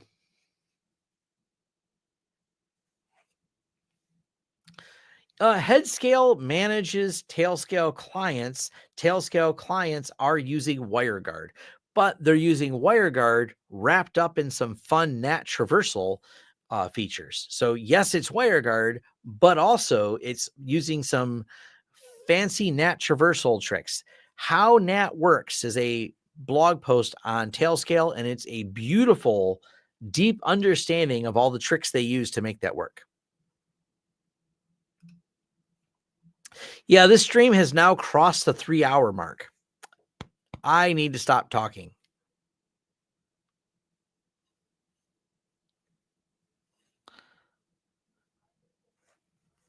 I'm yawning because I was snoring all night. This is probably true.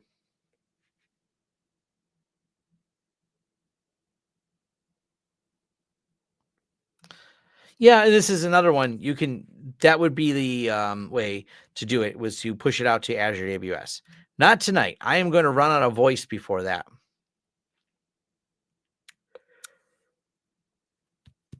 I'm also running out of energy, I think.